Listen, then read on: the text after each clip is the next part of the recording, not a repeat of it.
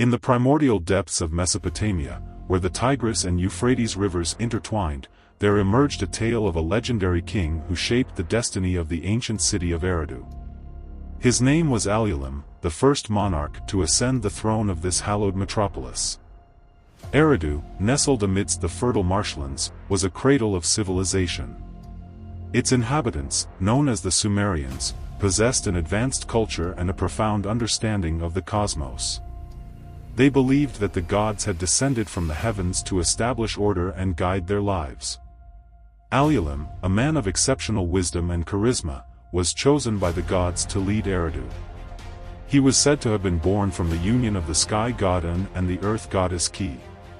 From his birth, he was destined for greatness. As Alulim ascended the throne, he inherited a kingdom that was still in its infancy. The people of Eridu lived in scattered settlements, their lives governed by the whims of nature. Alulim recognized the need for unity and organization. With the guidance of the gods, Alulim embarked on a series of reforms that transformed Eridu into a thriving city-state. He established a centralized government, appointing officials to oversee various aspects of society. He codified laws, ensuring justice and order prevailed. Alulim's most enduring legacy, however, was the construction of the first temple in Eridu. This magnificent edifice, known as the Iabzu, was dedicated to the god Enki, the lord of the waters. The temple became the spiritual heart of the city, a place where the gods could dwell among mortals. Under Alulim's wise rule, Eridu flourished. Agriculture prospered, trade flourished, and the arts and sciences blossomed. The city became a beacon of civilization, attracting scholars, merchants, and pilgrims from far and wide. Alulim's reign was not without its challenges. The neighboring city-states of Ur and Kish grew envious of Eridu's wealth and power. They formed alliances and launched attacks on Alulim's kingdom. Undeterred, Alulim rallied his people and led them to victory. He expanded the borders of Eridu, establishing a vast empire that stretched from the Persian Gulf to the Zagros Mountains. As the years passed, Alulim's wisdom and leadership became legendary. He was revered as a demigod, a man who had brought order to chaos and prosperity to his people. However, even the greatest of kings cannot escape the clutches of time. As Alulim's reign drew to a close, he summoned his sons and advisors to his bedside. He divided his kingdom among them, ensuring that his legacy would continue for generations to come. With his final breath, Alulim ascended to the heavens, joining the gods who had guided him throughout his life. He became known as the Father of Kings, a title that would be bestowed upon all future rulers of Eridu. The legacy of Alulim lived on long after his death. Eridu remained a thriving metropolis for centuries, a testament to the wisdom and leadership of its first king. And as the sands of time shifted, the tale of Alulim, the first king of Eridu, continued to be whispered among the people of Mesopotamia, inspiring generations to come. In the primordial void, where chaos reigned supreme, there emerged a celestial entity of immense power and wisdom, Anshar, the god of the sky. As the progenitor of the divine pantheon, he held a revered position in the cosmic tapestry. Anshar's celestial abode was the boundless expanse of the heavens, where he presided over the celestial bodies and the ethereal realms. His form was ethereal, shimmering with a celestial radiance that illuminated the darkness. His eyes held the wisdom of ages, and his voice resonated with the authority of the heavens. As the ancestor of the gods, Anshar played a pivotal role in the creation of the cosmos. From his union with his consort, Kishar, the goddess of the earth, sprang forth the primordial gods, Anu, the god of the heavens, Enlil, the god of the air, and Ea, the god of the waters. Together, these divine siblings shaped the world, creating the mountains, rivers, and oceans. They established the laws of nature and the cycles of life and death. Anshar, as their progenitor, guided and protected them, ensuring the harmony and balance of the cosmos. However, Anshar's reign was not without its challenges. The forces of chaos and darkness sought to disrupt the divine order. Tiamat, the primordial goddess of the sea, rose in rebellion against the gods, threatening to plunge the world back into chaos. In the ensuing cosmic battle, Anshar rallied his divine children to his side. Together, they faced Tiamat and her monstrous hordes. With their combined power, they vanquished the forces of darkness, securing the triumph of light and order. As the battle raged, Anshar's wisdom and foresight proved invaluable. He guided his children through the treacherous paths of the celestial realm, protecting them from harm and ensuring their victory. His presence inspired hope and courage in the hearts of the gods, reminding them of their divine purpose. In the aftermath of the battle, Anshar established the celestial hierarchy, assigning each god their domain and responsibilities. He became the supreme ruler of the heavens, overseeing the affairs of the gods and mortals alike. From his celestial throne, Anshar watched over the world with a benevolent gaze. He listened to the prayers of mortals, offering guidance and protection. He ensured the balance of the seasons, the fertility of the land, and the prosperity of all living creatures. As the ages passed, Anshar's legend grew, becoming a symbol of divine wisdom, power, and benevolence. His name was invoked in prayers and hymns, and his image adorned temples and shrines throughout the land. Mortals revered Anshar as the father of the gods and the protector of their world. They believed that his celestial gaze watched over them, guiding their steps and ensuring their well-being. And so, Anshar, the god of the sky, ancestor of the gods, reigned supreme in the heavens, a beacon of light and order in the vast expanse of the cosmos. His wisdom, power, and benevolence shaped the destiny of the world, ensuring the triumph of light over darkness and the eternal harmony of the universe. In the celestial tapestry of ancient Sumerian mythology, where gods and goddesses danced among the stars, there lived Antu, the revered goddess of the earth and the beloved wife of Anu, the king of the heavens. Antu's origins were shrouded in mystery, her birth a cosmic event that echoed through the void. From the primordial depths of the earth, she emerged as a radiant being, her form shimmering with the essence of the soil and the vitality of all living things. Her name, Antu, meant heaven, a testament to her celestial connection and her role as the bridge between the earthly and the divine. As the goddess of the earth, Antu held dominion over all that grew and flourished upon its surface. She was the patroness of agriculture, nurturing the crops and ensuring bountiful harvests. Farmers and shepherds alike invoked her name, seeking her favor and protection for their livelihoods. Her touch brought fertility to the land, transforming barren fields into verdant oases. But Antu's influence extended beyond the realm of the physical. She was also the goddess of wisdom and knowledge, her mind a vast repository of ancient secrets and cosmic truths. Scholars and scribes sought her guidance, hoping to unlock the mysteries of the universe and gain insight into the divine. Her wisdom flowed like a gentle stream, nourishing the minds of those who sought it. As the wife of Anu, Antu played a pivotal role in the celestial hierarchy. She was the queen of the heavens, her presence illuminating the celestial court. Together with Anu, she presided over the affairs of the gods, offering counsel and support. Their union was a symbol of the harmonious balance between the heavens and the earth, a reflection of the cosmic order. Antu's beauty was legendary, her form as radiant as the sun. Her hair cascaded down her shoulders like a silken waterfall, shimmering with the colors of the rainbow.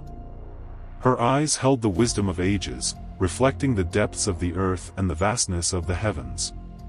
Her voice was like the gentle whisper of the wind, carrying messages of love and guidance. Despite her celestial status, Antu remained deeply connected to the mortal realm. She often descended to earth, disguised as a mortal woman, to walk among her people and witness their struggles and triumphs. She listened to their prayers, offering comfort and hope to those in need. Her presence brought solace to the weary and inspiration to the downtrodden. One day, as Antu walked among the mortals, she encountered a young shepherd named Enki. Enki was a kind and compassionate soul, his heart filled with love for his flock and the land. Antu was drawn to his gentle spirit and his unwavering faith in the divine.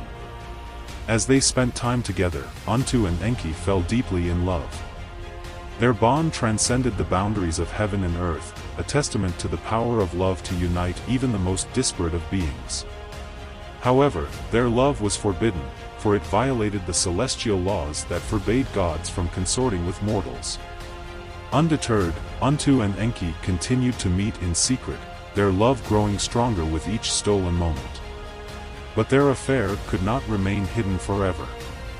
Anu, enraged by his wife's betrayal, banished Enki from the heavens and cursed him to wander the earth as a mortal. Antu was heartbroken by her husband's decision, but she knew that she could not defy the will of the gods.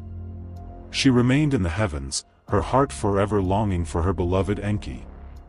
Yet, her love for him never wavered, and she continued to watch over him from afar, protecting him from harm and guiding his path. As the centuries passed, Antu's legend grew, her name whispered in reverence by generations of mortals. She became a symbol of love, wisdom, and the enduring connection between the heavens and the earth. Temples were built in her honor, and her image adorned countless works of art and literature. And so, Antu, the goddess of the earth and the wife of Anu, lived on in the hearts and minds of her people, her legacy a testament to the power of love, the wisdom of the ages, and the enduring bond between the divine and the mortal. In the celestial realm, where the heavens stretched infinitely, Anu reigned supreme as the god of the sky and the undisputed king of the gods. His dominion extended over the vast expanse above, encompassing the celestial bodies, the clouds, and the winds. Anu's origins were shrouded in mystery. Some whispered that he emerged from the primordial chaos, while others believed he was born from the union of the earth goddess Ki and the sky god, and regardless of his genesis, Anu's power was undeniable. As the celestial sovereign, Anu possessed the ability to control the weather, summoning storms and calming tempests with a mere thought.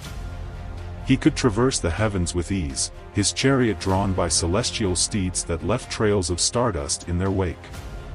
Anu's court was a grand assembly of lesser gods and goddesses, each with their own domain and responsibilities. Among them were Enlil, the god of the air and wind, Enki, the god of water and wisdom, and Inanna, the goddess of love and war. Anu's rule was not without its challenges. The gods were often divided by their ambitions and rivalries, and Anu had to exercise his authority to maintain order and harmony in the celestial realm.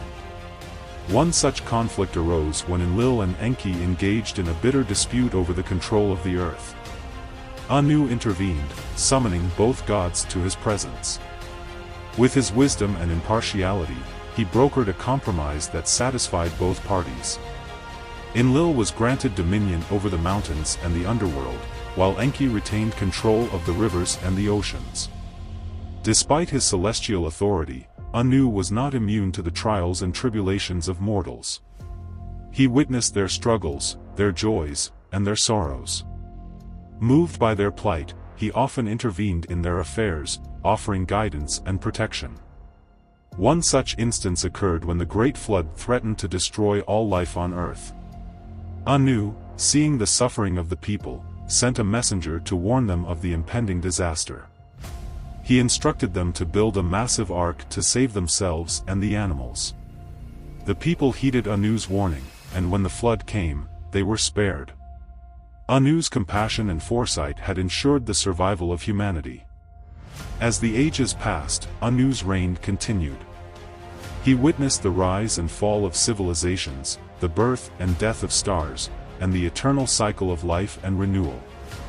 Through it all, he remained the steadfast guardian of the heavens, a symbol of order and stability in the ever-changing cosmos. One day, as Anu sat upon his celestial throne, he felt a stirring within him. It was a longing for something more, a desire to experience the world beyond the heavens. With a heavy heart, he decided to relinquish his divine authority and descend to earth. Anu shed his celestial form and took on the guise of a mortal man. He wandered the earth, mingling with the people, learning their ways, and sharing his wisdom. He witnessed the beauty and the cruelty of the human world, the triumphs and the tragedies. In time, Anu's true identity was revealed, and people flocked to him, seeking his guidance and protection. He became known as the wise king, the father of all, and the bringer of justice. Anu's reign on earth was marked by peace and prosperity. He established laws and order, promoted knowledge and learning, and fostered the arts and sciences. Under his benevolent rule, the people flourished and lived in harmony. As the years turned into centuries, Anu's mortal body grew frail, but his spirit remained strong. He returned to the celestial realm, where he was welcomed as a hero and a sage. Anu's legacy lived on long after his departure. He was remembered as the god who ruled the heavens and the earth, the king who brought peace and prosperity, and the wise man who taught humanity the secrets of life. And so, the tale of Anu, the god of the sky and king of the gods, was passed down through generations, inspiring awe and wonder in the hearts of all who heard it. In the realm of ancient Sumer, where the Tigris and Euphrates rivers intertwined, there lived a goddess of unparalleled significance, Ashnan, the divine embodiment of grain and agriculture. Her name, meaning grain mother, echoed the vital role she played in sustaining the lives of the Sumerian people. Ashnan's origins were shrouded in myth and legend. Some believed she emerged from the primordial waters, while others whispered that she was born from the union of the sky god En and the earth goddess Ki. Regardless of her genesis, Ashnan's presence was deeply intertwined with the fertility of the land. Her symbol was a sheaf of wheat, representing the abundance she bestowed upon her worshippers. Farmers and shepherds alike revered Ashnan, offering her prayers and sacrifices to ensure bountiful harvests and healthy livestock. In return, she blessed their fields with rich soil, protected their crops from pests, and guided their animals to lush pastures. Ashnan's temple, located in the city of Kish, was a magnificent edifice adorned with intricate carvings and towering ziggurats. Within its sacred halls, priests and priestesses performed elaborate rituals to honor the goddess and invoke her favor. The temple also served as a granary, where surplus grain was stored for times of need. One fateful day, a great drought struck the land of Sumer. The rivers dried up, the fields withered, and the people faced starvation. Desperation gnawed at their hearts as they watched their crops fail and their livestock perish. In their darkest hour, they turned to Ashnan for salvation. The priests and priestesses of Kish gathered in the temple and offered fervent prayers to the goddess. They implored her to intervene and bring an end to the suffering. Ashnan, moved by their pleas, descended from the heavens in a radiant chariot. With a wave of her hand, she summoned clouds that gathered overhead. Rain poured down in torrents, quenching the parched earth and reviving the dying crops. The rivers swelled with water, providing sustenance for the people and their animals. As the drought subsided, Ashnan's glory spread throughout Sumer. Her name was invoked in every household, and her image adorned countless amulets and talismans. She became the patron goddess of farmers, shepherds, and all who depended on the bounty of the land. But Ashnan's influence extended beyond agriculture. She was also revered as a goddess of fertility and childbirth. Women prayed to her for safe pregnancies and healthy children. She was believed to protect the young and vulnerable, ensuring their well-being and prosperity. As the centuries passed, Ashnan's cult spread beyond Sumer. Her worship was adopted by neighboring civilizations, including Babylonia and Assyria. In each culture, she assumed different names and attributes, but her essential nature remained the same: the divine embodiment of grain and agriculture, the sustainer of life. In the annals of history, Ashnan's legacy endures as a testament to the vital role that agriculture played in the development of human civilization. Her story reminds us of the profound connection between humanity and the natural world, and the importance of honoring and protecting the sources of our sustenance.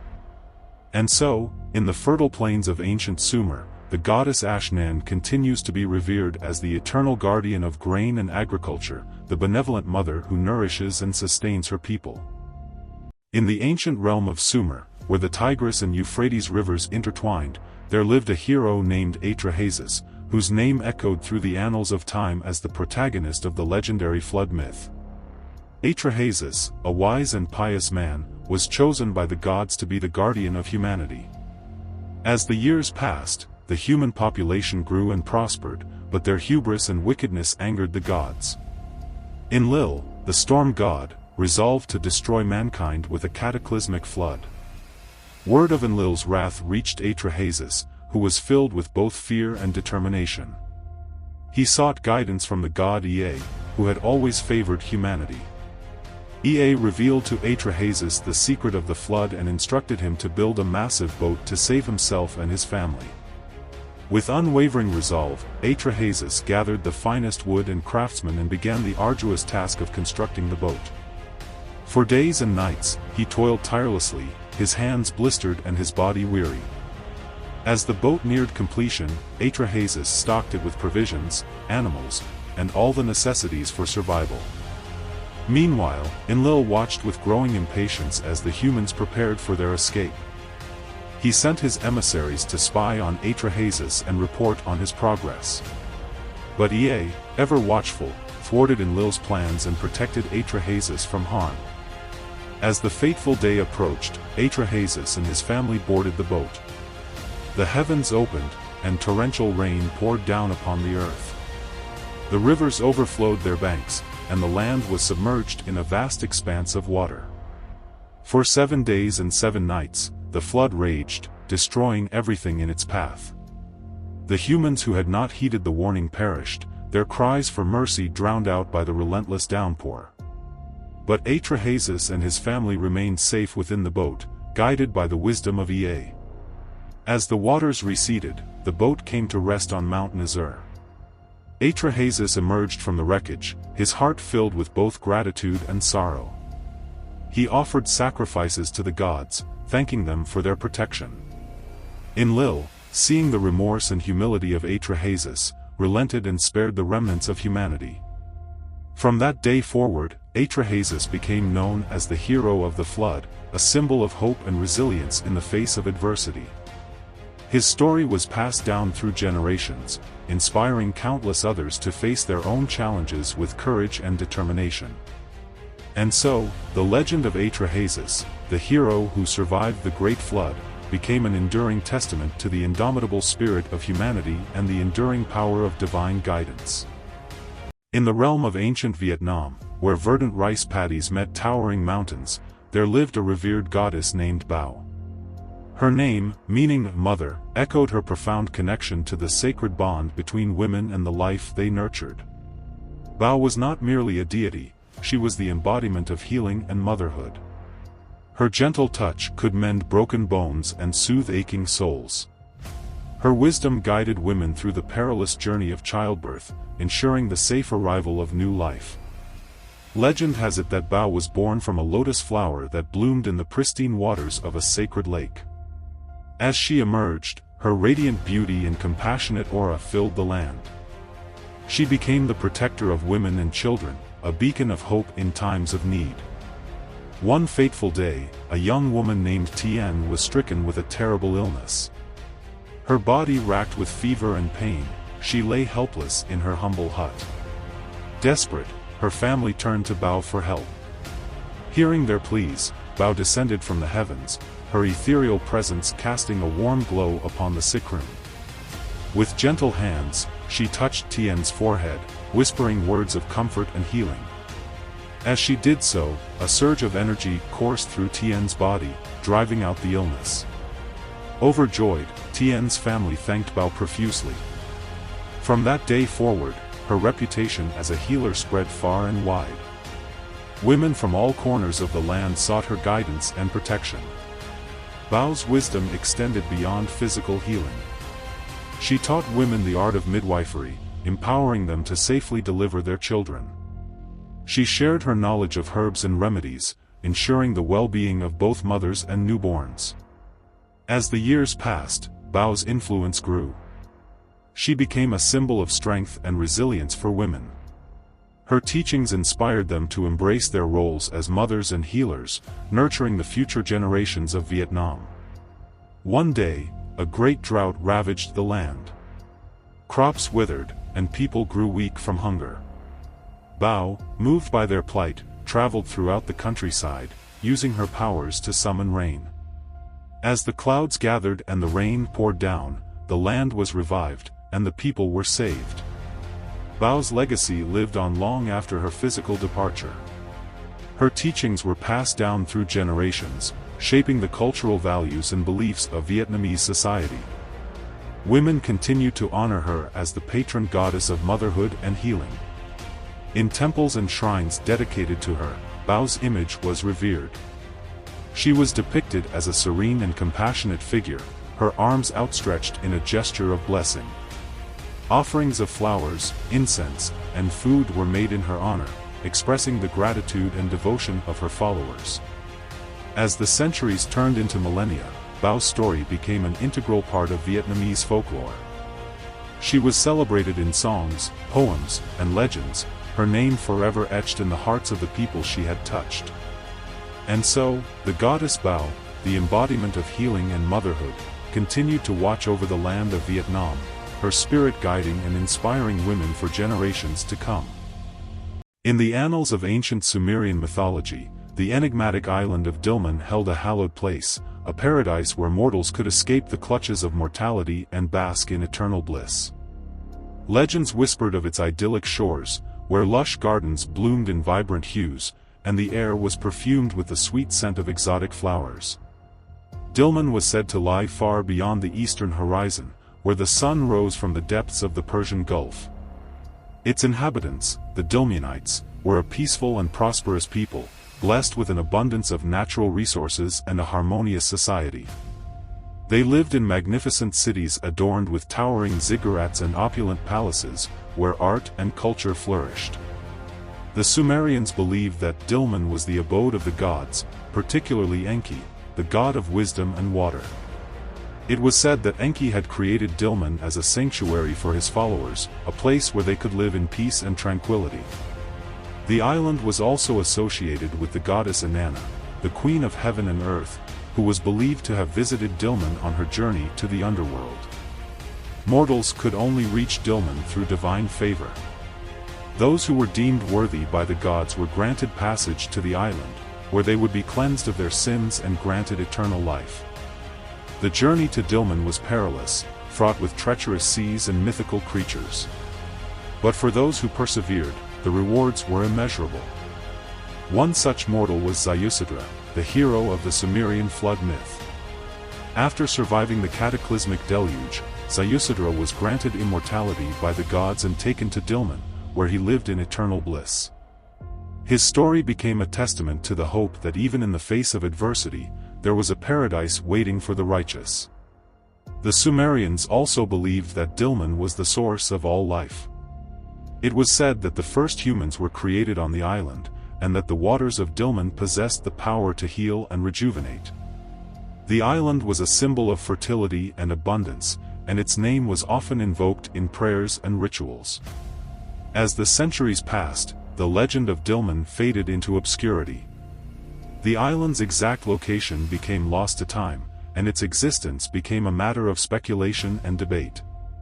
Some scholars believe that Dilmun may have been inspired by the real island of Bahrain, which was a major trading hub in the ancient world.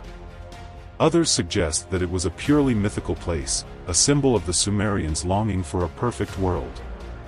Regardless of its physical existence, Dilmun remains a powerful symbol in Sumerian mythology.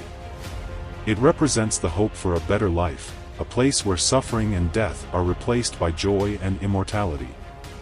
The legend of Dilmun continues to inspire and captivate, reminding us that even in the darkest of times, there is always a glimmer of paradise waiting for those who dare to dream. In the twilight of the Sumerian civilization, as the sands of time shifted and empires rose and fell, the legend of Dilmun lived on. It became a tale whispered among the ruins, a reminder of a lost paradise that once existed beyond the horizon. And as the stars twinkled above the ancient land, the people of Mesopotamia gazed eastward, their hearts filled with a longing for the day when they too might find their way to the shores of Dilmun, the eternal paradise. In the verdant meadows of ancient Sumer, where the Tigris and Euphrates rivers intertwined, there lived a shepherd named Dumuzid. His flocks grazed peacefully amidst the lush pastures, and his melodious flute filled the air with a symphony of tranquility. Dumuzid was not merely a shepherd, he was also a demigod, the son of the sky god Enki and the goddess Nintu. His divine lineage bestowed upon him the power to nurture vegetation and protect the flocks. The shepherds of Sumer revered him as their patron deity, and the farmers sought his favor for bountiful harvests. One fateful day, as Dumuzid tended his sheep, he encountered the goddess Inanna, the queen of heaven and earth. Inanna was renowned for her beauty and power, and her heart was captivated by the shepherd's charm. She descended from the heavens and proposed marriage to Dumuzid. Overjoyed, Dumuzid accepted Inanna's offer. Their wedding was a grand celebration, attended by all the gods and goddesses of Sumer. The couple lived happily together in Inanna's palace in the heavens. However, their bliss was short-lived. Inanna's sister, Ereshkigal, the goddess of the underworld, grew envious of their love. She summoned a demon to seize Dumuzid and drag him down to her realm. Inanna was devastated by her husband's abduction. She descended into the underworld and pleaded with Ereshkigal to release him. But Ereshkigal refused, claiming that Dumuzid had eaten the forbidden fruit of the underworld. Inanna returned to the heavens, heartbroken and desperate. She devised a plan to rescue her beloved. She disguised herself as a bird and flew to the underworld. With the help of her faithful servant, Ninshubur, she tricked Ereshkigal into releasing Dumuzid. But their escape was not without consequences. Ereshkigal decreed that Dumuzid must spend half of each year in the underworld, while the other half he could return to the heavens. Thus, the cycle of seasons was born. When Dumuzid was in the underworld, the earth grew barren and the flocks suffered. But when he returned to the heavens, vegetation flourished and the shepherds rejoiced. The story of Dumuzid and Inanna became a beloved myth in Sumerian culture. It symbolized the eternal cycle of life and death, the struggle between light and darkness, and the enduring power of love. Centuries later, the myth of Dumuzid spread throughout the ancient world. In Greece, he was known as Tammuz, the god of vegetation and the consort of the goddess Aphrodite. In Egypt, he was identified with Osiris, the god of the underworld and resurrection. And so, the legacy of Dumuzid, the shepherd god, lived on, inspiring countless stories and rituals that celebrated the rhythms of nature and the enduring bonds of love. In the ethereal realm of ancient Mesopotamia, where the Tigris and Euphrates rivers intertwined, there existed a deity of unparalleled wisdom and power, Ea. As the god of fresh water, magic, crafts, and the patron of scribes, Ea's influence permeated every aspect of human existence. Ea's abode was the Apsu, a subterranean ocean of fresh water that lay beneath the earth's surface. From this watery sanctuary, he dispensed his wisdom and guidance to the gods and mortals alike. His symbol was the goatfish, a creature that embodied his dual nature as both a terrestrial and aquatic deity. Ea's wisdom was renowned throughout the cosmos. He possessed the knowledge of all things, past, present, and future. It was said that he could see into the hearts of men and unravel the secrets of the universe. His counsel was sought by both gods and kings, who revered him as the ultimate source of knowledge and understanding. As the god of magic, Ea wielded immense power over the forces of nature. He could control the waters, summon storms, and perform miracles. His incantations were said to be so potent that they could alter the course of destiny. Ea's magic was not merely a tool for personal gain but a force for good, used to protect the innocent and vanquish evil. Ea was also the patron of crafts and artisans. He taught humans the secrets of metalworking, pottery, and weaving. Under his guidance, they created magnificent works of art and architecture that adorned the temples and palaces of Mesopotamia. Ea's patronage extended to scribes, who recorded the history, laws, and wisdom of their time. One day, a great flood threatened to destroy the world. The gods, fearing for their own survival, sought refuge in the heavens. But Ea, in his wisdom, had foreseen the catastrophe and devised a plan to save humanity. He instructed a pious man named Utnapishtim to build a boat and gather his family and animals aboard. As the floodwaters rose, the boat sailed safely through the raging torrent. For 7 days and 7 nights, the storm raged, but the boat remained afloat, protected by Ea's divine power. When the waters finally subsided, Utnapishtim and his companions emerged from the boat to find a new world, cleansed and renewed. Ea's wisdom and compassion had saved humanity from extinction. In gratitude, the gods granted him the title of Enki, meaning Lord of the Earth. From that day forward, Ea became known as the protector of mankind, the dispenser of knowledge, and the patron of all who sought to create and innovate. Centuries later, the legend of Ea spread throughout the ancient world. He was worshipped in Egypt as Thoth, the god of wisdom and magic. In Greece, he was known as Hermes, the messenger of the gods and the patron of travelers. And in Rome, he was revered as Mercury, the god of commerce and communication. Through the ages, Ea's legacy has endured as a testament to the power of wisdom, magic, and human ingenuity. His story continues to inspire those who seek knowledge, embrace creativity, and strive to make a positive impact on the world. In the ancient realm of Mesopotamia, where the Tigris and Euphrates rivers flowed like liquid silver, there lived a revered deity known as Enbilulu, the god of rivers and canals. His dominion extended over the lifeblood of the land, the waterways that sustained the flourishing civilizations of Sumer and Akkad. Enbilulu was depicted as a majestic figure, his body adorned with the shimmering scales of a fish. His head was crowned with a horned headdress, symbolizing his power over the watery realm. In his hands, he held a scepter topped with a lotus flower, representing the fertility and abundance brought by the rivers. As the guardian of the waterways, Enbilulu played a pivotal role in the lives of the Mesopotamians. He ensured the regular flow of water, preventing devastating floods and droughts. Farmers relied on his blessings for bountiful harvests, as the rivers irrigated their fields and provided sustenance for their crops. Merchants and traders also revered Enbilulu, for the rivers served as vital trade routes connecting distant cities. His protection ensured safe passage for their vessels, laden with precious goods and exotic treasures.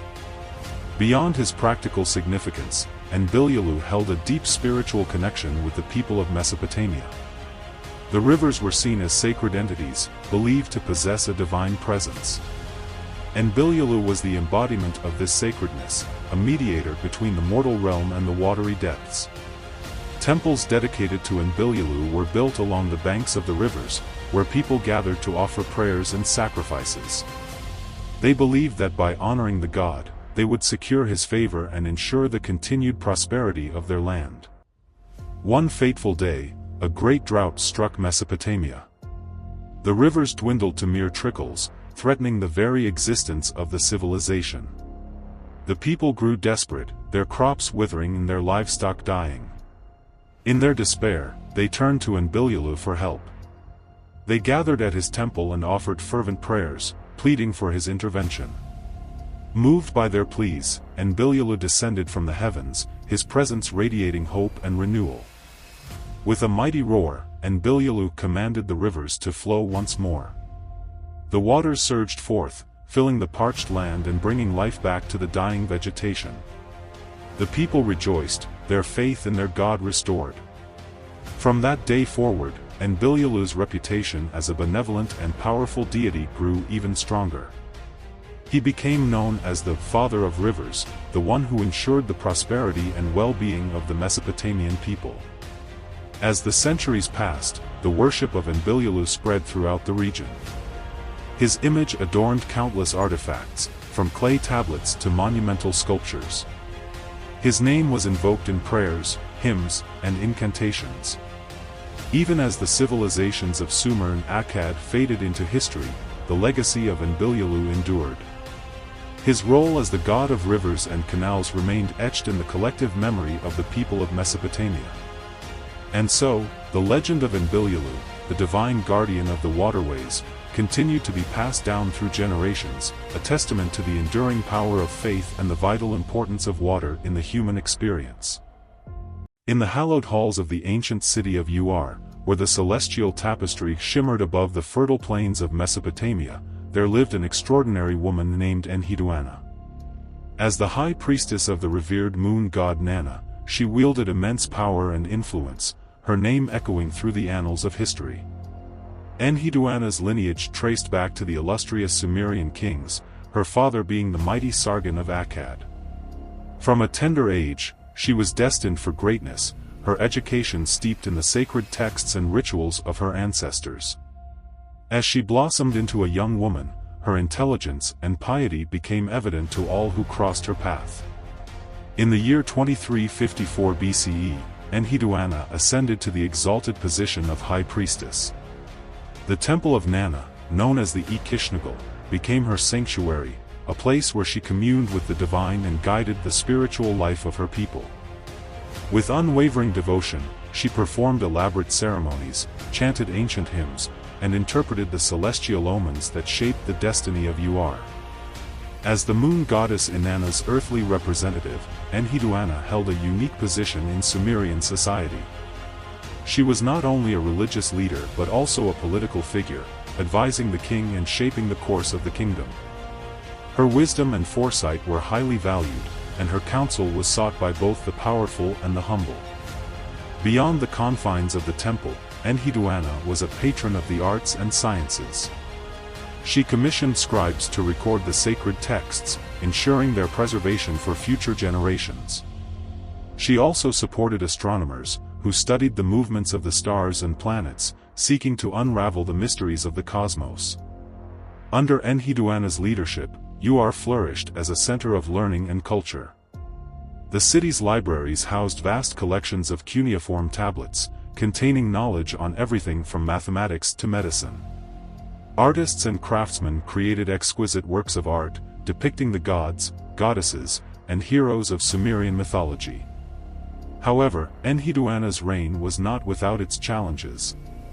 The nomadic tribes of the Gudians threatened the stability of Ur, and she had to use all her diplomatic skills to negotiate peace. She also faced opposition from within the priesthood, as some resented her authority and sought to undermine her influence. Despite these obstacles, En-hedu-ana remained steadfast in her devotion to Nanna and her people. She dedicated her life to preserving the ancient traditions of Sumer and ensuring the prosperity of her kingdom. Her unwavering spirit and unwavering faith inspired countless others, leaving an enduring legacy that would shape the course of Mesopotamian history. As the years passed, En-hedu-ana's reputation grew beyond the borders of Ur. She became known throughout the ancient world as a wise and benevolent ruler, a champion of the gods, and a guardian of the sacred knowledge of her ancestors. Her name was inscribed on countless tablets and monuments, ensuring that her memory would live on for centuries to come. In the twilight of her life, En-hedu-ana retired to the temple of Nanna, where she spent her days in contemplation and prayer. She had witnessed the rise and fall of empires, the ebb and flow of human affairs. Yet, her faith in the divine remained unshaken. As the moon cast its ethereal glow upon the ancient city, En-hedu-ana, the high priestess of Nanna, passed away peacefully. Her spirit ascended to the heavens, where she joined the celestial pantheon of gods and goddesses. And so, the legend of En-hedu-ana, the wise and powerful woman who guided the destiny of Ur, was passed down through generations, inspiring awe and reverence in the hearts of all who heard her name. In the primordial depths of the cosmic ocean, where the boundaries of existence blurred, there dwelled Enki, the enigmatic god of water, knowledge, mischief, and creation. His watery domain extended far and wide, encompassing the subterranean aquifers, the vast oceans, and the life-giving rivers that sustained the world. Enki's form was as fluid as the element he commanded. He could assume the guise of a wise old man, his beard flowing like a silver waterfall, or transform into a mischievous youth, his eyes twinkling with an impish gleam. His knowledge was vast and profound, encompassing the secrets of the universe and the mysteries of human nature. As the god of creation, Enki played a pivotal role in shaping the world. He molded the clay of the earth, giving form to mountains, valleys, and rivers. He breathed life into the creatures that inhabited the land, sea, and sky. And he bestowed upon humanity the gift of wisdom, teaching them the arts of agriculture, writing, and civilization. But Enki was not merely a benevolent creator. He was also a trickster, a master of deception and mischief. He delighted in playing pranks on the other gods, often outwitting them with his cunning and wit.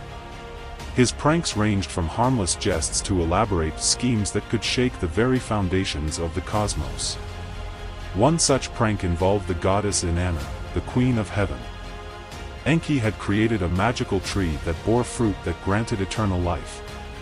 Inanna, eager to possess this treasure, descended to the underworld to claim it.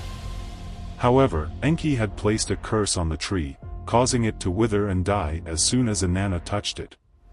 Inanna, furious at Enki's trickery, returned to the underworld and confronted him. Enki, feigning innocence, offered to revive the tree if Inanna would perform a series of humiliating tasks. Inanna, desperate to save the tree, reluctantly agreed. Enki's tasks were designed to mock and humiliate Inanna. He forced her to dress in rags, eat dirt, and perform menial labor. Inanna endured these indignities with stoicism, determined to reclaim her prize. Finally, Enki relented and revived the tree. Inanna, triumphant, returned to heaven with her precious fruit. However, Enki's prank had left an indelible mark on her psyche, reminding her that even the most powerful of gods could be outsmarted by the cunning of the trickster. Despite his mischievous nature, Enki was also a compassionate and benevolent deity. He protected the weak and vulnerable, and he used his wisdom to guide humanity towards a better future. He taught them the importance of justice, harmony, and the pursuit of knowledge. As the ages passed, Enki's legacy lived on. He became known as the patron god of scribes, scholars, and artisans. His image adorned temples and palaces, and his name was invoked in prayers and incantations. And so, Enki, the god of water, knowledge, mischief, and creation, continued to play his enigmatic role in the tapestry of human history. His pranks and wisdom, his compassion and cunning, forever intertwined in the annals of myth and legend. In the verdant plains of ancient Mesopotamia, where the mighty Euphrates River flowed, there lived a legendary hero named Gilgamesh, king of Uruk. His name echoed through the annals of time, renowned for his strength, courage, and insatiable thirst for adventure. Yet, amidst his grand exploits, there was one companion who stood by his side, a loyal friend and confidant, Enkidu. Enkidu's origins were shrouded in mystery. He was said to have been born of the wild, raised by beasts in the untamed wilderness. His body was covered in thick, matted hair, and his strength surpassed that of any mortal man. One day, as Gilgamesh embarked on a hunting expedition, he encountered Enkidu at the watering hole. A fierce battle ensued, each warrior testing the limits of the other. But as the sun began its descent, casting long shadows across the land, a realization dawned upon them. They were not destined to be enemies but companions. With a newfound bond, they returned to Uruk, where Enkidu became Gilgamesh's most trusted advisor and confidant. Together, they embarked on countless adventures, their names forever intertwined in the tapestry of legend. They faced the monstrous Humbaba, guardian of the cedar forest, and emerged victorious. They journeyed to the underworld, seeking the secret of immortality, only to return with a newfound appreciation for the fragility of life. Through their trials and tribulations, Enkidu proved to be more than just a loyal friend. He was a voice of reason, a source of wisdom, and a constant reminder of the importance of humility. He taught Gilgamesh the value of compassion, the folly of pride, and the enduring power of friendship. As the years passed, Enkidu's health began to decline. A mysterious illness consumed him, and his once mighty body grew weak. Gilgamesh, filled with grief and desperation, sought every remedy known to man, but to no avail. With heavy hearts, they watched as Enkidu's life slowly ebbed away. In his final moments, Enkidu turned to Gilgamesh and spoke with a voice filled with both sorrow and acceptance. "My friend, "Our time together has been a gift," he said. "I have learned much from you, and I have been honored to stand by your side. But now, my journey must end." Tears streamed down Gilgamesh's face as he held Enkidu's hand. "I will never forget you, my brother," he vowed. "Your memory will live on forever in my heart." And so, Enkidu, the wild man who became a loyal companion, breathed his last. Gilgamesh buried him with great honor, and the people of Uruk mourned the loss of their beloved hero. In the aftermath of Enkidu's death, Gilgamesh was transformed. The once arrogant king became a wiser and more compassionate ruler. He dedicated his life to the betterment of his people, honoring the memory of his fallen friend. And as the centuries passed, the legend of Gilgamesh and Enkidu continued to be told and retold. It became a timeless tale of friendship, loyalty, and the enduring power of the human spirit. In the annals of history, Enkidu's name may not have been as prominent as Gilgamesh's, but his legacy lived on. He was the humble companion who stood by the side of a legendary hero, a testament to the transformative power of friendship and the enduring bonds that can shape the course of human destiny. In the celestial tapestry of ancient Mesopotamia, where gods and goddesses held sway over the elements and the destinies of mortals, there lived Enlil, the formidable god of wind, air, earth, and storms. His name, meaning Lord of the Wind, echoed through the annals of time, inspiring both awe and trepidation in the hearts of those who revered him. Enlil's dominion extended far and wide. He commanded the tempestuous winds that howled through the vast expanse, carrying with them the promise of both destruction and renewal. The very air that mortals breathed was his domain, and he could unleash its fury in the form of suffocating storms or gentle breezes that whispered secrets to the ears of the faithful.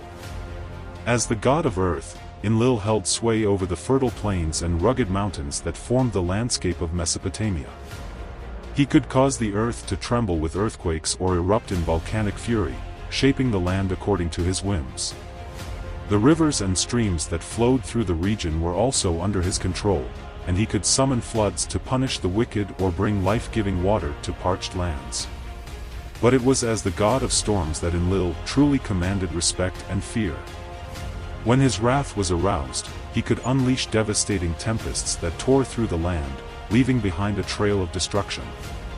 Lightning bolts crackled across the sky, illuminating the darkness with their blinding brilliance, while thunder roared like the voice of an angry god. Enlil's power was not limited to the physical realm. He was also a master of magic and divination, and his wisdom was sought by both gods and mortals alike. He could foretell the future, interpret dreams, and bestow blessings or curses upon those who crossed his path. In the pantheon of Mesopotamian gods, Enlil held a position of great authority.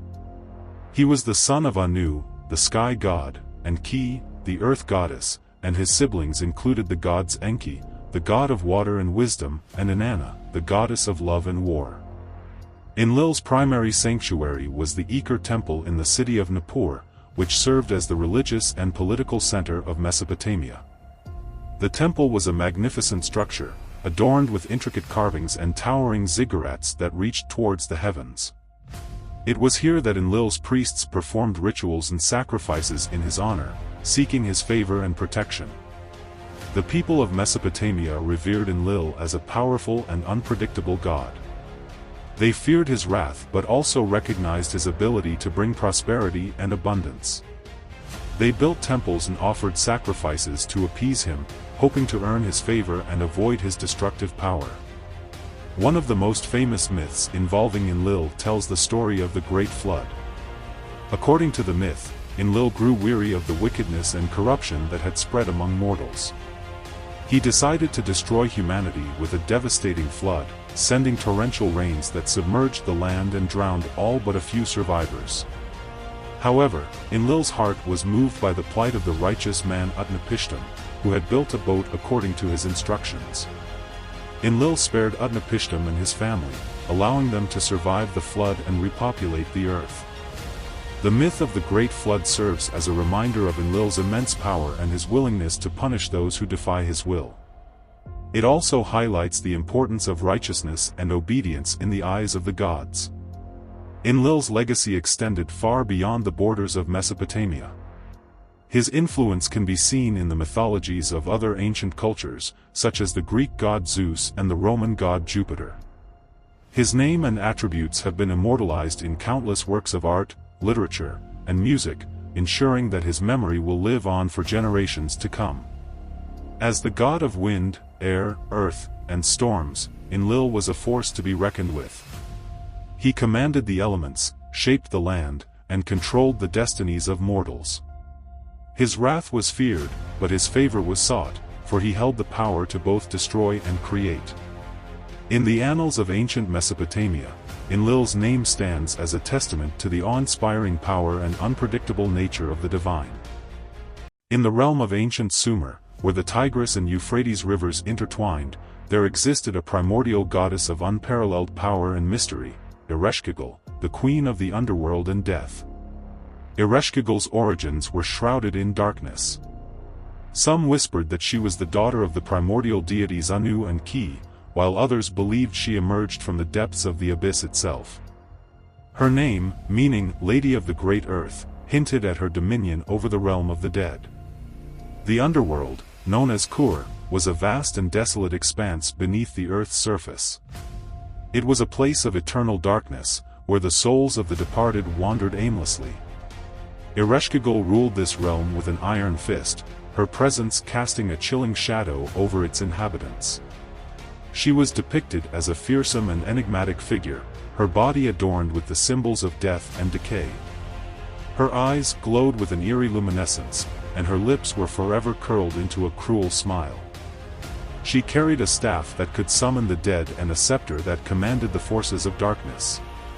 Ereshkigal's power extended beyond the underworld. She could influence the living world, bringing disease, famine, and war upon those who displeased her. Her name was invoked in curses and spells, and her wrath was feared by all. One of the most famous tales involving Ereshkigal is the Epic of Gilgamesh. In this epic, the legendary king Gilgamesh embarked on a perilous journey to the underworld in search of immortality. Along the way, he encountered Ereshkigal, who tested his resolve and ultimately granted him a glimpse of the afterlife. Gilgamesh's encounter with Ereshkigal revealed the true nature of the underworld. It was not a place of eternal torment, but rather a realm where the dead continued to exist in a diminished form. Ereshkigal herself was not a cruel tyrant, but a guardian of the cosmic order. Despite her fearsome reputation, Ereshkigal had a softer side. She was said to have a deep affection for her husband, Nergal, the god of the underworld. Together, they ruled Kur, maintaining the balance between life and death. Ereshkigal's legacy extended far beyond ancient Sumer. Her image and influence can be found in various cultures and mythologies throughout history. She is often associated with the Greek goddess Persephone, the Roman goddess Proserpina, and the Egyptian goddess Isis. In modern times, Ereshkigal continues to fascinate and inspire.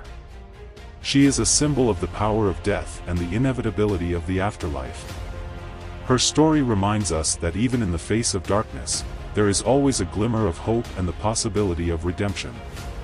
As the centuries passed, the worship of Ereshkigal waned, but her legend lived on. She became a symbol of the unknown and the mysterious, a reminder that even in the most hidden realms, there is always a force to be reckoned with. And so, the queen of the underworld and death, Ereshkigal, remains an enigmatic and enduring figure in the tapestry of human mythology, a testament to the power of darkness and the enduring fascination with the unknown. In the heart of ancient Mesopotamia, where the Tigris and Euphrates rivers intertwined, lay Eridu, one of the oldest cities in human history. It was a place of myth and legend, the birthplace of civilization and the abode of Enki, the Sumerian god of wisdom and water. Eridu's origins were shrouded in the mists of time. According to legend, it was founded by Enki himself, who emerged from the primordial waters and created the city as a sanctuary for his people. The city's name, Eridu, meant good place or home of the faraway, reflecting its status as a haven for the gods and a center of human habitation. As the centuries passed, Eridu flourished into a thriving metropolis. Its inhabitants built magnificent temples, palaces, and canals, transforming the barren landscape into a verdant oasis. The city became a hub of trade and commerce, attracting merchants from far and wide. At the heart of Eridu stood the temple of Enki, a towering ziggurat that reached towards the heavens. It was a sacred place where the god was believed to reside, and where his priests performed elaborate rituals to appease him. The ziggurat was adorned with intricate carvings depicting scenes from Enki's life and the creation of the world. Enki was a revered deity in Sumerian mythology. He was known as the god of wisdom, water, and the underworld. He was believed to have created the world from the primordial waters, and to have given humans the gift of knowledge and civilization. Enki was also associated with the arts and sciences, and was often depicted as a bearded man with a fish-like tail. The people of Eridu held Enki in the highest esteem. They believed that he protected them from harm and ensured their prosperity. They offered him sacrifices and prayers, and celebrated his festivals with great joy. The city was a testament to their devotion to their patron god. However, Eridu's glory was not to last forever. As the centuries passed, the city faced numerous challenges. It was sacked by invading armies, ravaged by floods, and abandoned by its inhabitants. The once magnificent ziggurat crumbled into ruins, and the city was reduced to a ghost town. Yet, even in its decline, Eridu remained a place of pilgrimage for those who sought to connect with the ancient gods. Scholars and archaeologists flocked to the site, eager to uncover the secrets of its past. They excavated the ruins of the temples and palaces, and deciphered the cuneiform inscriptions that told the story of Eridu's rise and fall. Today, Eridu stands as a testament to the ingenuity and resilience of the ancient Sumerians. It is a reminder of the power of myth and the enduring legacy of human civilization. And though the city itself may be gone, the spirit of Enki continues to live on in the hearts of those who seek wisdom and knowledge. One such seeker was a young woman named Anya. She had always been fascinated by ancient Mesopotamia, and she dreamed of one day visiting Eridu. When she finally had the opportunity, she was overwhelmed by the sense of history that permeated the site. As she walked among the ruins, Anya could almost feel the presence of the ancient gods. She imagined Enki himself, striding through the streets of Eridu, dispensing wisdom and guidance to his people. She wondered what it would have been like to live in such a time, when the gods were close at hand and the world was full of mystery and wonder. Anya spent several days exploring Eridu, immersing herself in its history and culture. She visited the ruins of the Temple of Enki, and marveled at the intricate carvings that adorned its walls. She read the cuneiform inscriptions, and tried to imagine the lives of the people who had lived here centuries ago. As she was leaving Eridu, Anya felt a sense of peace and contentment. She had come to a deeper understanding of the ancient Sumerians and their beliefs. She had also come to a deeper understanding of herself, and her place in the world. Anya knew that she would never forget her time in Eridu. It had been a transformative experience, one that would stay with her for the rest of her life. And as she returned to her own time, she carried with her a piece of the ancient city, and a piece of the spirit of Enki. In the celestial tapestry of ancient Mesopotamia, where gods and goddesses danced amidst the stars, there existed a formidable deity known as Era, the god of war and pestilence. His name, meaning destroyer, echoed through the annals of history, leaving an indelible mark on the hearts of mortals. Era's origins were shrouded in mystery. Some whispered that he was the son of Anu, the sky god, while others believed he emerged from the primordial chaos that preceded creation. Regardless of his lineage, Era possessed immense power, capable of both destruction and healing. As the god of war, Era reveled in the chaos of battle. His chariot, drawn by 7 fierce lions, thundered across the battlefield, leaving a trail of carnage in its wake. His weapons, a bow and arrow forged from the bones of slain enemies, were feared by all who crossed his path. But Era's wrath extended beyond the battlefield. As the god of pestilence, he wielded the power to unleash plagues upon the land. His breath carried disease, and his touch brought fever and death. Entire cities were decimated by his wrath, leaving behind only ruins and the stench of decay. Yet, amidst the destruction, Era also possessed a strange duality. He was known to show mercy to those who sought his favor. In times of great need, mortals would pray to Era, offering sacrifices and pleading for his protection. And sometimes, to their astonishment, he would grant their wishes. One such tale is told of a young woman named Ishtar. Her village was ravaged by a plague, and her family lay dying. Desperate, she made a pilgrimage to Era's temple, offering her most precious possession, a golden amulet, in exchange for his mercy. To her surprise, Era heard her plea. He sent a messenger to the village, carrying a vial of healing water. The water miraculously cured the sick, and the plague was lifted. From that day forward, Ishtar became a devout follower of Era, spreading his name throughout the land. However, Era's favor was not easily won. He was a jealous god, quick to anger and slow to forgive. Those who dared to defy him faced his wrath without mercy. One such mortal was the hero Gilgamesh. After slaying the monstrous Humbaba, Gilgamesh boasted of his victory, claiming to be equal to the gods. This angered Era, who sent a monstrous bull to destroy Gilgamesh and his companion, Enkidu. In a fierce battle, Gilgamesh and Enkidu fought valiantly, but they were no match for the divine beast. Enkidu was slain, and Gilgamesh was forced to flee for his life. From that day forward, Gilgamesh learned the folly of hubris and the true power of the gods. As the centuries passed, Era's cult grew in prominence. Temples were built in his honor, and his name was invoked in both prayers and curses. He became a symbol of both fear and hope, a reminder of the fragility of human existence and the capricious nature of the divine. And so, the legend of Era, the god of war and pestilence, continued to be passed down through generations. His name became synonymous with destruction and healing, a testament to the duality that existed within the ancient Mesopotamian pantheon. In the end, Era's fate remains unknown. Some believe he ascended to the heavens, while others whisper that he was cast into the underworld. But regardless of his whereabouts, his legacy lives on, a haunting reminder of the power and fragility of the human spirit. In the ancient realm of Sumer, where the Tigris and Euphrates rivers intertwined, there lived a goddess of unparalleled power and grace, Inanna. As the divine embodiment of agriculture, fertility, and dream interpretation, she held sway over the very essence of life and the mysteries of the subconscious. Inanna's origins were shrouded in myth and legend. Some whispered that she was the daughter of the sky god En and the earth goddess Ki, while others believed she emerged from the primordial waters of the Abzu.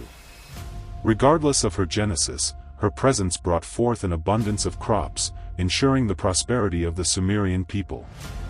Her symbol was the vine, its tendrils reaching towards the heavens, laden with plump grapes. Inanna's name itself meant, the vine of heaven, and her image was often depicted as a young woman adorned with grape leaves and clusters. She was the patroness of vineyards and orchards, and her blessings were sought by farmers and vintners alike. But Inanna's influence extended far beyond the realm of agriculture. She was also the goddess of fertility, presiding over the birth of children and the renewal of life. Women prayed to her for easy labor and healthy offspring, and her name was invoked in rituals to promote conception. Moreover, Inanna possessed the gift of dream interpretation. In the ancient Sumerian belief system, dreams were considered divine messages, and Inanna was the one who could decipher their hidden meanings.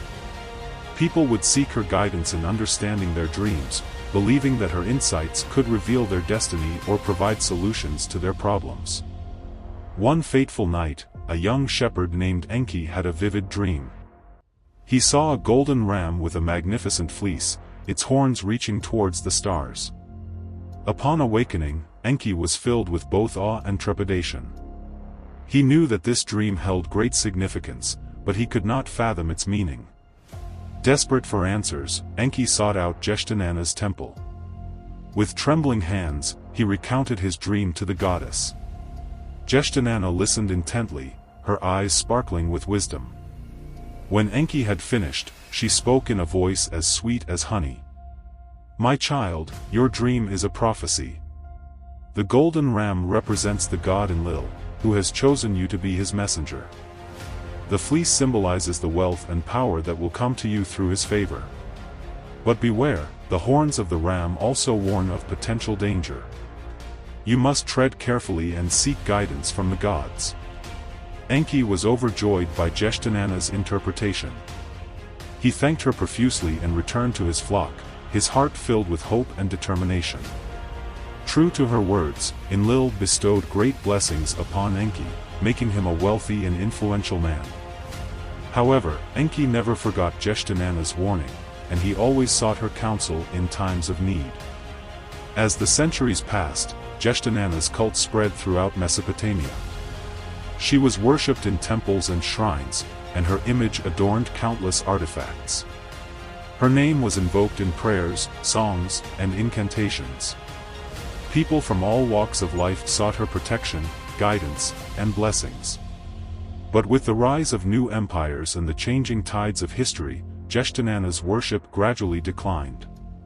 Her temples fell into ruin, and her name faded from memory. Yet, her legacy lived on in the traditions and beliefs of the ancient Sumerians, a testament to her enduring power and the timeless nature of her divine attributes. And so, the goddess Inanna, the vine of heaven, the bringer of fertility and the interpreter of dreams, became a legend whispered among scholars and historians. Her story serves as a reminder of the profound connection between humanity and the divine, and the enduring power of the human spirit to seek meaning and guidance in the mysteries of life. In the realm of ancient Sumer, where the gods held sway over the elements and human destiny, there lived a formidable deity named Gibel.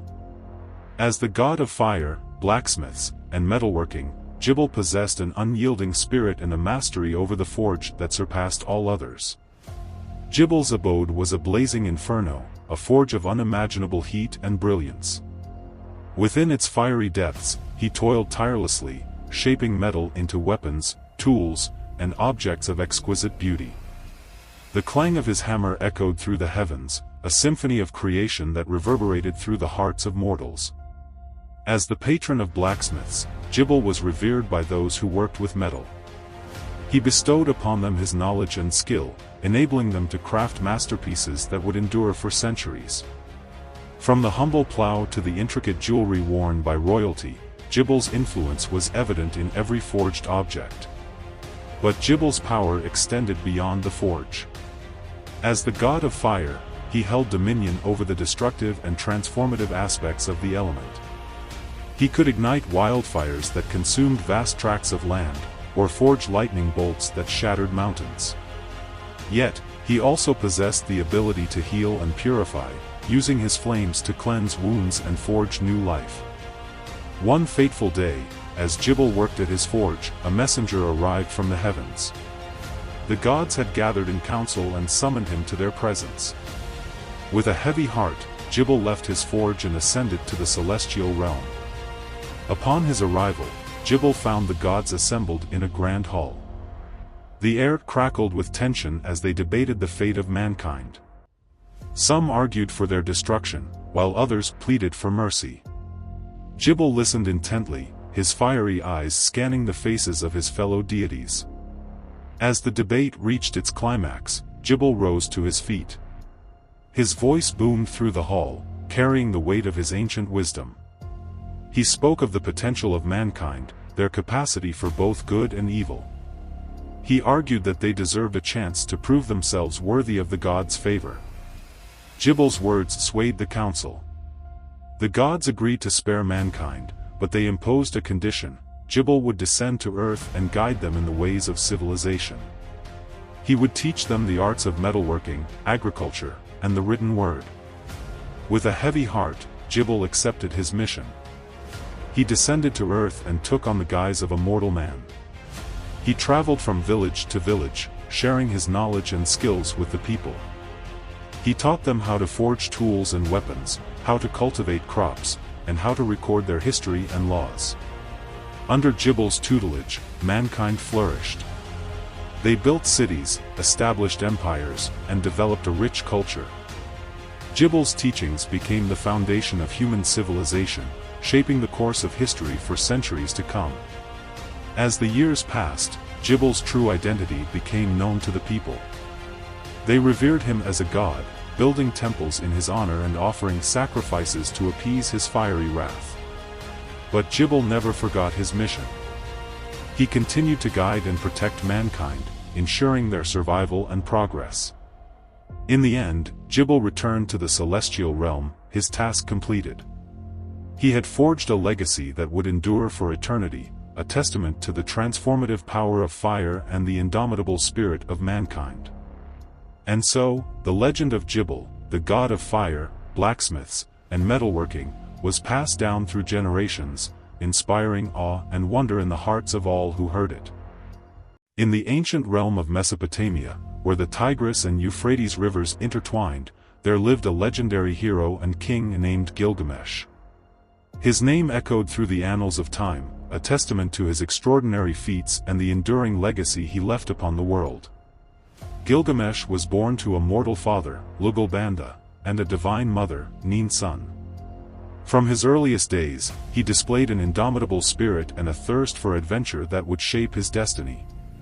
As he ascended to the throne of Uruk, Gilgamesh ruled with wisdom and strength, transforming his city into a prosperous and formidable kingdom. One fateful day, Gilgamesh's heart was heavy with grief. His beloved friend, Enkidu, had succumbed to a mysterious illness. Driven by despair and a longing for immortality, Gilgamesh embarked on a perilous quest to find the secret of eternal life. His journey led him across treacherous mountains and through desolate wastelands. He encountered wise sages, cunning sorcerers, and formidable beasts. Along the way, he faced countless trials and tribulations, testing his limits and forging his character. One of Gilgamesh's most renowned encounters was with the goddess Ishtar. Enraptured by his beauty and strength, Ishtar offered him her love and the promise of eternal youth. However, Gilgamesh, mindful of the fate of those who had fallen prey to her charms, spurned her advances. Undeterred, Ishtar unleashed her wrath upon Uruk, sending a monstrous bull to ravage the city. Gilgamesh, aided by his loyal companion, Enkidu, confronted the beast and slew it, proving his valor and protecting his people. As Gilgamesh continued his quest, he eventually reached the shores of the Eastern Sea, where he met the enigmatic ferryman, Urshanabi. Urshanabi agreed to guide Gilgamesh across the treacherous waters to the island of Dilmun, where it was said that the secret of immortality resided. Upon reaching Dilmun, Gilgamesh encountered the wise sage, Utnapishtim, who had survived the Great Flood and possessed the knowledge of eternal life. Utnapishtim revealed that immortality was not a gift bestowed upon mortals but a curse that would trap them in an endless cycle of suffering. Disillusioned but not defeated, Gilgamesh returned to Uruk, carrying with him the wisdom he had gained on his arduous journey. He dedicated the rest of his reign to the well-being of his people, ensuring their prosperity and leaving an enduring legacy that would inspire generations to come. In the twilight of his life, Gilgamesh's deeds were immortalized in the Epic of Gilgamesh, one of the oldest and most influential works of literature in human history. The epic recounts his adventures, his struggles, and his ultimate realization that true immortality lies not in physical longevity but in the enduring impact one leaves upon the world. And so, the legend of Gilgamesh, the legendary hero and king of Uruk, lived on, a timeless tale of courage, adventure, and the enduring human spirit. His name became synonymous with greatness, and his legacy continued to inspire and captivate people throughout the ages. In the celestial tapestry of ancient Sumer, where gods and goddesses danced among the stars, there lived a deity of unparalleled allure and power, Inanna. As the goddess of love, beauty, sex, war, and political power, she commanded the hearts of mortals and immortals alike. Inanna's beauty was legendary. Her skin shimmered like the finest alabaster, her eyes sparkled with the brilliance of the morning star, and her hair cascaded down her back like a silken waterfall. Her presence ignited desire in the hearts of all who beheld her, from the humblest shepherd to the mightiest king. But Inanna was more than just a captivating beauty. She was a fierce warrior, skilled in the arts of combat. Her spear pierced through armor with ease, and her battle cry sent shivers down the spines of her enemies. In the heat of battle, she transformed into a formidable goddess, her eyes blazing with an unyielding determination. As the goddess of sex, Inanna embodied the primal forces of creation and fertility. She was the patroness of prostitutes and the protector of those who sought pleasure. Her sacred temple, the Inanna, was a place of both worship and indulgence, where devotees could partake in rituals designed to invoke her favor. Inanna's political power was equally formidable. She was the queen of the heavens and the earth, and her word held sway over both gods and mortals. She could bestow wealth and prosperity upon her followers, or unleash her wrath upon those who defied her. Kings and queens sought her favor, knowing that her support could secure their thrones. One day, Inanna's gaze fell upon the underworld, a realm of darkness and despair ruled by her sister, Ereshkigal. Intrigued by the unknown, Inanna resolved to visit the underworld and claim its secrets. Donning her finest garments and adorned with precious jewels, Inanna descended into the depths of the earth. As she passed through the 7 gates of the underworld, she shed each of her possessions, until she stood naked and vulnerable before Ereshkigal. Ereshkigal, consumed by jealousy and resentment, cast a deadly gaze upon Inanna and cursed her to death. Inanna's body was hung from a hook, and her spirit descended into the abyss. Inanna's absence plunged the world into chaos. Love and beauty withered, and war and strife raged unchecked. The gods and goddesses mourned her loss, and the mortals cried out for her return. Determined to save his beloved sister, the god Enki devised a cunning plan. He created 2 creatures, a male and a female, and sent them to the underworld to retrieve Inanna's body.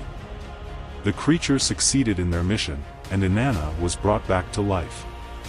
However, she could not return to the world of the living without paying a price. She was forced to leave behind her beloved husband, Dumuzid, who was condemned to spend half of each year in the underworld. Inanna's return brought joy and renewal to the world. Love and beauty flourished once more, and war and strife subsided. Inanna's legend lived on for centuries, inspiring countless tales of love, power, and the indomitable spirit of the goddess. And so, Inanna, the goddess of love, beauty, sex, war, and political power, continued to reign supreme in the hearts and minds of the ancient Sumerians. Her legacy as a multifaceted and enigmatic deity endures to this day, a testament to the enduring power of the divine feminine. In the celestial tapestry of ancient Mesopotamia, where gods and goddesses held sway over the elements and human destiny, there reigned Ishkur, the formidable deity of rain, thunder, and storms. His name, meaning, "he who makes the earth tremble," echoed through the heavens, instilling both awe and trepidation in the hearts of mortals. Ishkur's origins were shrouded in myth and legend. Some tales whispered that he was the son of the sky god Anu and the earth goddess Ki, while others claimed he emerged from the primordial waters of the Abzu, the subterranean ocean. Regardless of his genesis, Ishkur's power was undeniable. He commanded the heavens, unleashing torrential downpours that could quench the thirst of parched lands or unleash devastating floods. His thunderbolts, like celestial spears, pierced the clouds, illuminating the night with their blinding brilliance. And when his wrath was truly aroused, he summoned forth tempestuous storms that shook the very foundations of the earth. Ishkur's dominion extended beyond the physical realm. He was also the god of justice and retribution, wielding his thunderbolts as instruments of punishment against those who transgressed the divine laws. His presence was felt in the courts of kings, where he ensured that justice prevailed and the innocent were protected. Yet, despite his fearsome reputation, Ishkur was not a wholly malevolent deity. He recognized the importance of balance and order in the world. His rains nourished the crops, replenished the rivers, and brought life to the barren lands. His storms, while destructive at times, also cleansed the earth and purified the air. In the pantheon of Mesopotamian gods, Ishkur held a prominent position. He was revered by farmers, sailors, and warriors alike. Farmers prayed to him for abundant harvests, sailors sought his protection against the perils of the sea, and warriors invoked his name for victory in battle. One fateful day, as Ishkur surveyed his realm from his celestial throne, he noticed a great drought afflicting the land.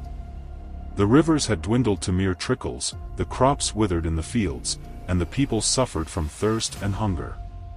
Moved by compassion, Ishkur resolved to intervene. Donning his storm cloak and wielding his thunderbolts, he descended to the earth. As he approached the parched lands, the clouds gathered above him, growing heavy with rain. With a mighty roar, Ishkur unleashed his torrents upon the earth. The rain fell in sheets, quenching the thirst of the land and bringing relief to the suffering people. The rivers swelled, the crops flourished, and the earth was once again teeming with life. Ishkur's intervention had saved the day, proving that even in his wrath, he possessed a heart of mercy. From that day forward, Ishkur's reputation as a benevolent and just god was cemented. He became known as the Lord of the Storm and the Protector of the Innocent.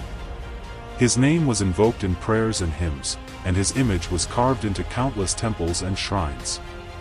As the centuries passed, Ishkur's legacy continued to endure. His name echoed through the annals of history, inspiring awe and reverence in generations to come. And though the ancient Mesopotamian civilization faded into the mists of time, the legend of Ishkur, the god of rain, thunder, and storms, lived on, a testament to the enduring power of the divine. In the ancient realm of Mesopotamia, where the Tigris and Euphrates rivers intertwined, there lived a goddess of unparalleled power and allure, Ishtar. She was the embodiment of love, beauty, sex, desire, fertility, war, and political power, a multifaceted deity who commanded both reverence and fear.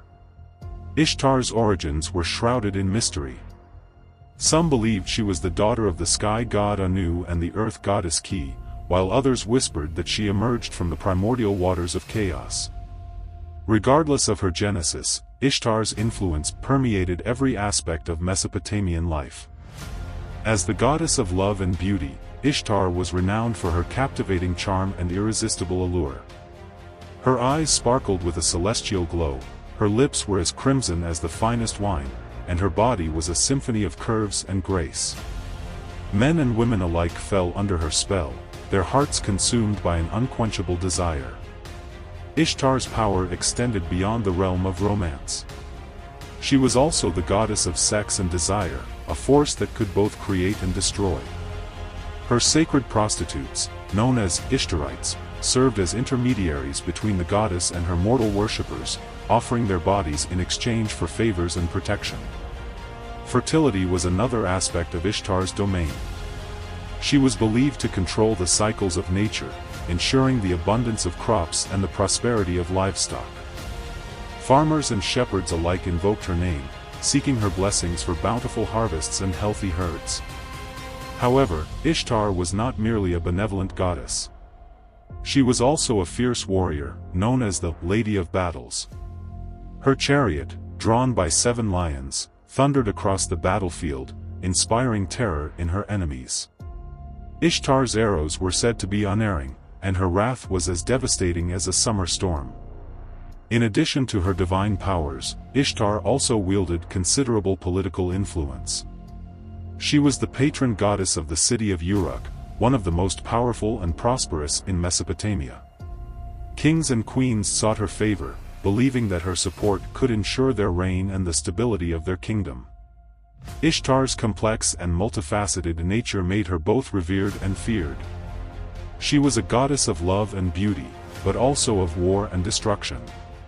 She could grant fertility and abundance, but also unleash chaos and devastation. One of the most famous tales of Ishtar's exploits is her descent into the underworld. Driven by grief over the death of her beloved Tammuz, Ishtar ventured into the realm of the dead, determined to bring him back to life. As she descended through the 7 gates of the underworld, Ishtar was stripped of her divine powers and possessions. She encountered terrifying creatures and faced countless obstacles, but her determination never wavered. Finally, Ishtar reached the throne of Ereshkigal, the queen of the underworld. Ereshkigal was initially hostile, but Ishtar's pleas and the intervention of the gods eventually persuaded her to release Tammuz. Ishtar and Tammuz returned to the world of the living, but their reunion was short-lived. Tammuz was destined to spend half of each year in the underworld, while Ishtar mourned his absence. The myth of Ishtar's descent into the underworld became a powerful symbol of the cycle of life, death, and rebirth.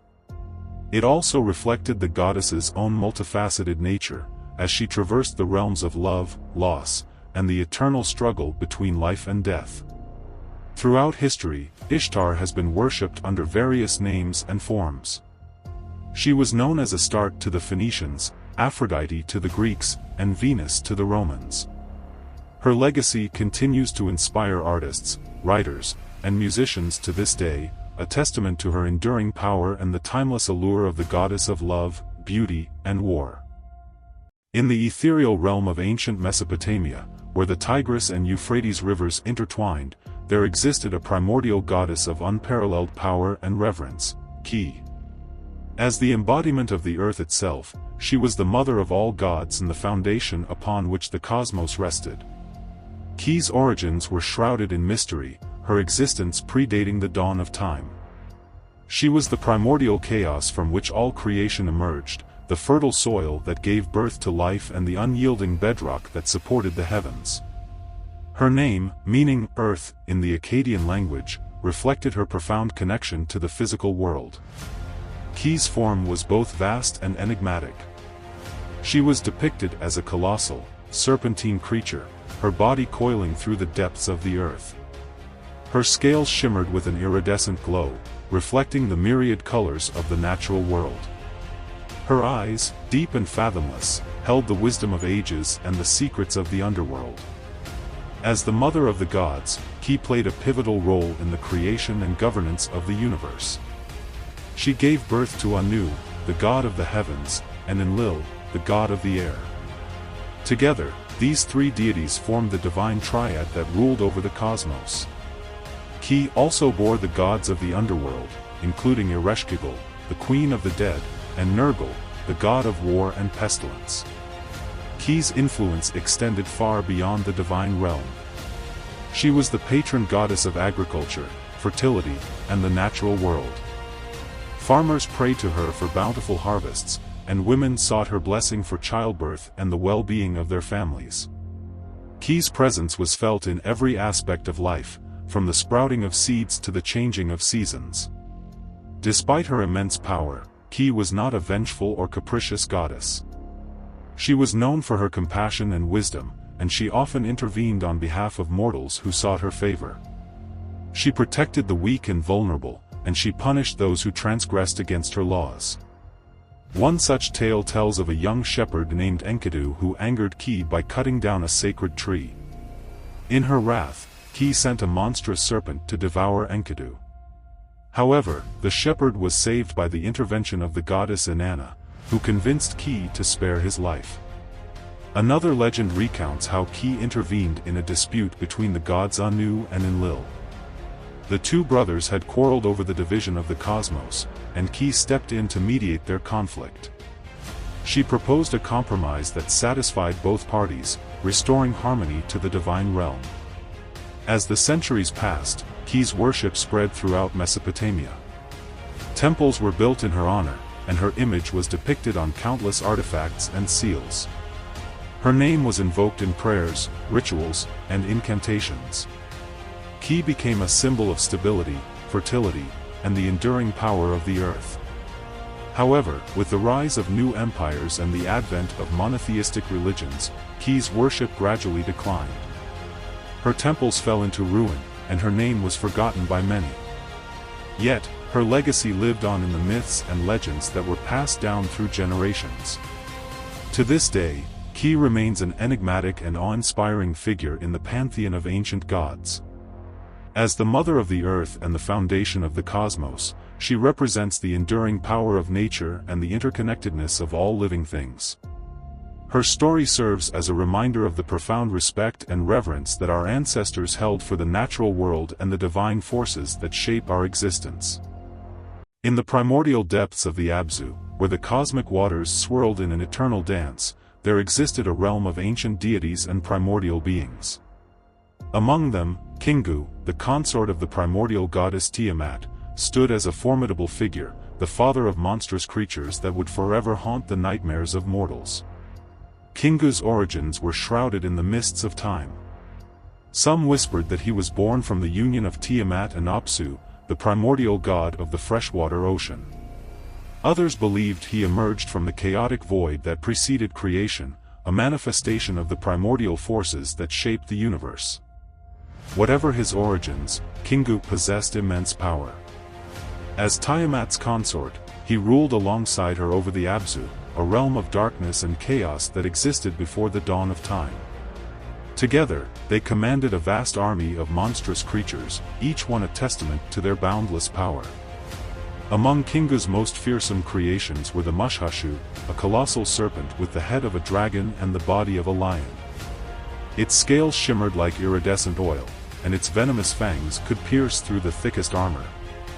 The Yugalu, a demonic dog with the head of a lion and the body of a man, possessed a deafening roar that could shatter mountains. And the Kur, a monstrous bird with the head of a man and the body of a lion, could soar through the skies with incredible speed, its talons capable of tearing through flesh with ease.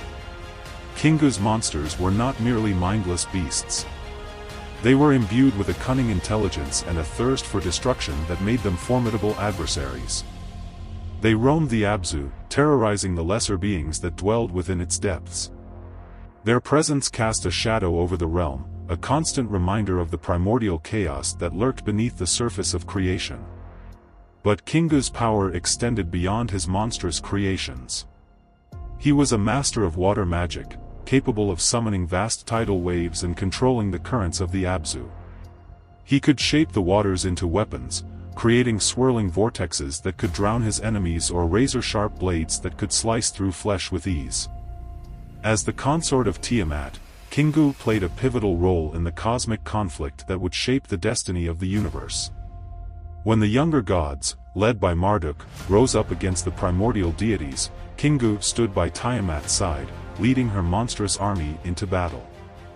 The battle was a cataclysmic event that shook the foundations of the cosmos. The gods clashed in a titanic struggle, their powers tearing apart the fabric of reality. Kingu fought valiantly, summoning his monstrous creations and unleashing his water magic with devastating effect. But in the end, he was no match for Marduk, the young god who had mastered the power of destiny. Marduk defeated Tiamat, splitting her body in two and creating the heavens and the earth from her remains. Kingu, too, was vanquished, his body torn apart and his power scattered across the universe. His monstrous creations were banished to the darkest corners of the Abzu, where they would forever remain as a testament to the primordial chaos that had once ruled the cosmos. And so, Kingu, the consort of Tiamat and the father of monsters, faded into legend. His name became a whispered curse, a reminder of the ancient powers that had once threatened to consume the universe. But even in his defeat, Kingu's legacy lived on, for his monstrous creations continued to haunt the nightmares of mortals, a testament to the primordial chaos that still lurked beneath the surface of creation. In the primordial void, before the dawn of time, there existed Kishar, the primordial goddess of the earth. She was the mother of all that was, the progenitor of the gods and the foundation upon which the cosmos would be built. Kishar's form was vast and boundless, her body a swirling vortex of primordial matter. She was the embodiment of the earth's raw power, its untamed energy and its infinite potential. From her depths, all things sprang forth, from the smallest grain of sand to the mightiest mountain. As the eons passed, Kishar's essence permeated the void, giving birth to the first gods. And, the god of the heavens, emerged from her celestial embrace, his form a shimmering expanse of azure. Enki, the god of wisdom and water, was born from her subterranean depths, his presence a soothing balm upon the chaotic void. Together, En and Enki created the world as we know it. and raised the heavens high above, separating them from the earth below. Enki filled the oceans and rivers, bringing life and sustenance to the barren land. Kishar, the silent and enigmatic mother, watched over her children's creation, her presence a constant reminder of the primordial power that had given birth to all. As the gods grew in power and influence, they began to vie for supremacy. And, the proud and ambitious king of the heavens, sought to dominate his siblings. Enki, the wise and cunning god of water, challenged his brother's authority, seeking to establish a balance between the heavens and the earth. In the midst of this celestial conflict, Kishar remained a silent observer. She did not take sides, for she was the mother of all the gods. Her love and compassion extended to both En and Enki, and she yearned for peace and harmony among her children. One day, as the gods were engaged in a particularly bitter battle, Kishar intervened.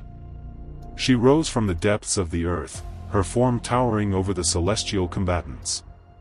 Her voice, a deep and resonant rumble, echoed through the void, commanding them to cease their strife. "My children," she said, "you are all born of me. You are my flesh and blood. Why do you fight among yourselves?"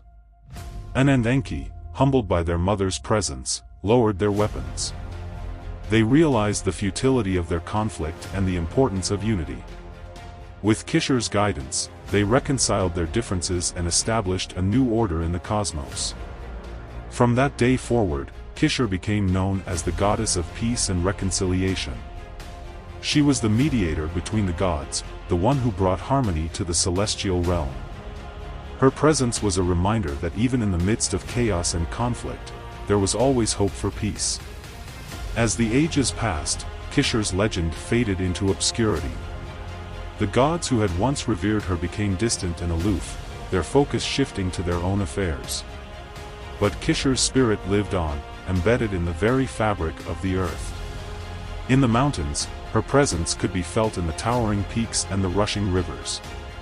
In the forests, her breath whispered through the leaves, carrying secrets from the ancient past. And in the depths of the earth, her heart beat in the molten core, a constant reminder of the primordial power that had given birth to all. And so, Kishar, the goddess of the earth, the ancestor of the gods, remained a silent and enigmatic presence, her legacy forever etched into the annals of time. In the enigmatic depths of ancient Sumer, where the Tigris and Euphrates rivers intertwined, lay Kur, the subterranean realm of the dead. It was a place of eternal darkness, where the souls of the departed wandered aimlessly, their voices echoing through the desolate void. Kur was ruled by Ereshkigal, the formidable goddess of the underworld. Her throne was a massive obsidian slab, its surface adorned with intricate carvings depicting scenes of torment and despair. Ereshkigal's eyes glowed with an eerie green light, and her voice was as cold as the tomb. At the entrance to Kur stood the fearsome gatekeeper, En-hedu. His body was covered in scales, his eyes were like burning coals, and his claws were as sharp as razors. En-hedu guarded the realm with unwavering vigilance, ensuring that no living soul could enter without Ereshkigal's permission. Within Kur, the souls of the dead were subjected to unimaginable horrors. They were tormented by demons, their bodies torn apart and their spirits shattered. The air was thick with the stench of decay and the cries of the damned. One such soul was that of Inanna, the goddess of love and war. In her arrogance, she had descended into Kur to challenge Ereshkigal for supremacy. However, Ereshkigal's power proved too great, and Inanna was stripped of her divine attributes and cast into the depths of the underworld. As Inanna wandered through the desolate wasteland, she encountered the spirit of her beloved husband, Dumuzid. Dumuzid had been killed by a wild boar and his soul had been condemned to Kur. Inanna's heart broke at the sight of her lost love, and she vowed to find a way to bring him back to the world of the living. With the help of her loyal servant, Ninshubur, Inanna devised a plan to escape from Kur. She disguised herself as a mortal woman and bribed En-hedu with a magical necklace. Once inside the underworld, she used her cunning to outwit Ereshkigal and retrieve Dumuzid's soul. However, Ereshkigal was not easily fooled. She sent her demons after Inanna and Dumuzid, determined to prevent their escape. A fierce battle ensued, with Inanna and Dumuzid fighting valiantly against the hordes of darkness. In the end, Inanna and Dumuzid managed to overcome the demons and return to the world of the living. But their victory came at a price. Dumuzid was forced to spend half of each year in Kur, while Inanna mourned his absence. The tale of Inanna's descent into Kur became a legend among the Sumerians. It was a story of love, loss, and the indomitable spirit that could triumph over even the darkest of realms. As the centuries passed, the beliefs of the Sumerians evolved, and Kur gradually transformed into a more benevolent place. It became known as the Land of the Dead, where the souls of the departed could find peace and tranquility. And so, the legend of Kur lived on, a testament to the enduring power of the human spirit and the hope that even in the face of death, there is always a glimmer of light. In the heart of ancient Mesopotamia, where the fertile plains of Sumer met the unforgiving desert, lay the once glorious city-state of Lagash. Its towering ziggurat, a testament to the ingenuity of its people, pierced the heavens, a beacon of civilization amidst the vast and unforgiving wilderness. Lagash emerged as a prominent power around 2500 BCE, under the enigmatic ruler Enkidu. A skilled military strategist and a visionary leader, Enkidu led his armies to victory over neighboring city-states, expanding Lagash's territory and establishing its dominance in the region. His conquests were immortalized in the iconic Stele of the Vultures, a masterpiece of Sumerian art that depicted the triumph of Lagash over its enemies. As Lagash's power grew, so too did its cultural and economic prosperity. The city became a hub of trade and commerce, with merchants from far and wide flocking to its bustling markets. Artisans crafted exquisite jewelry, pottery, and textiles, while scribes recorded the city's history and religious beliefs on clay tablets. At the heart of Lagash's religious life was the god Ningersu, the patron deity of the city. His temple, the En-hedu-ana, was the largest and most opulent structure in Lagash, a testament to the deep faith of its people. Priests and priestesses performed elaborate rituals and sacrifices to appease Ningersu and ensure his favor. However, Lagash's prosperity was not without its challenges. The city-state faced constant threats from nomadic tribes and rival powers. In 2340 BCE, Lagash was conquered by the Akkadian Empire, led by the legendary Sargon of Akkad. The Akkadians imposed their rule on Lagash, but they also recognized its importance as a center of culture and commerce. Under Akkadian rule, Lagash experienced a period of relative stability and prosperity. The city's infrastructure was improved, and its trade networks expanded. However, the Akkadian Empire eventually collapsed, and Lagash once again found itself independent. In the centuries that followed, Lagash continued to play a significant role in the history of Mesopotamia. It was ruled by a succession of powerful kings and queens, who left their mark on the city's architecture, art, and culture. The city's ziggurat was enlarged and embellished, becoming one of the most impressive structures in the ancient world. However, Lagash's fortunes declined over time.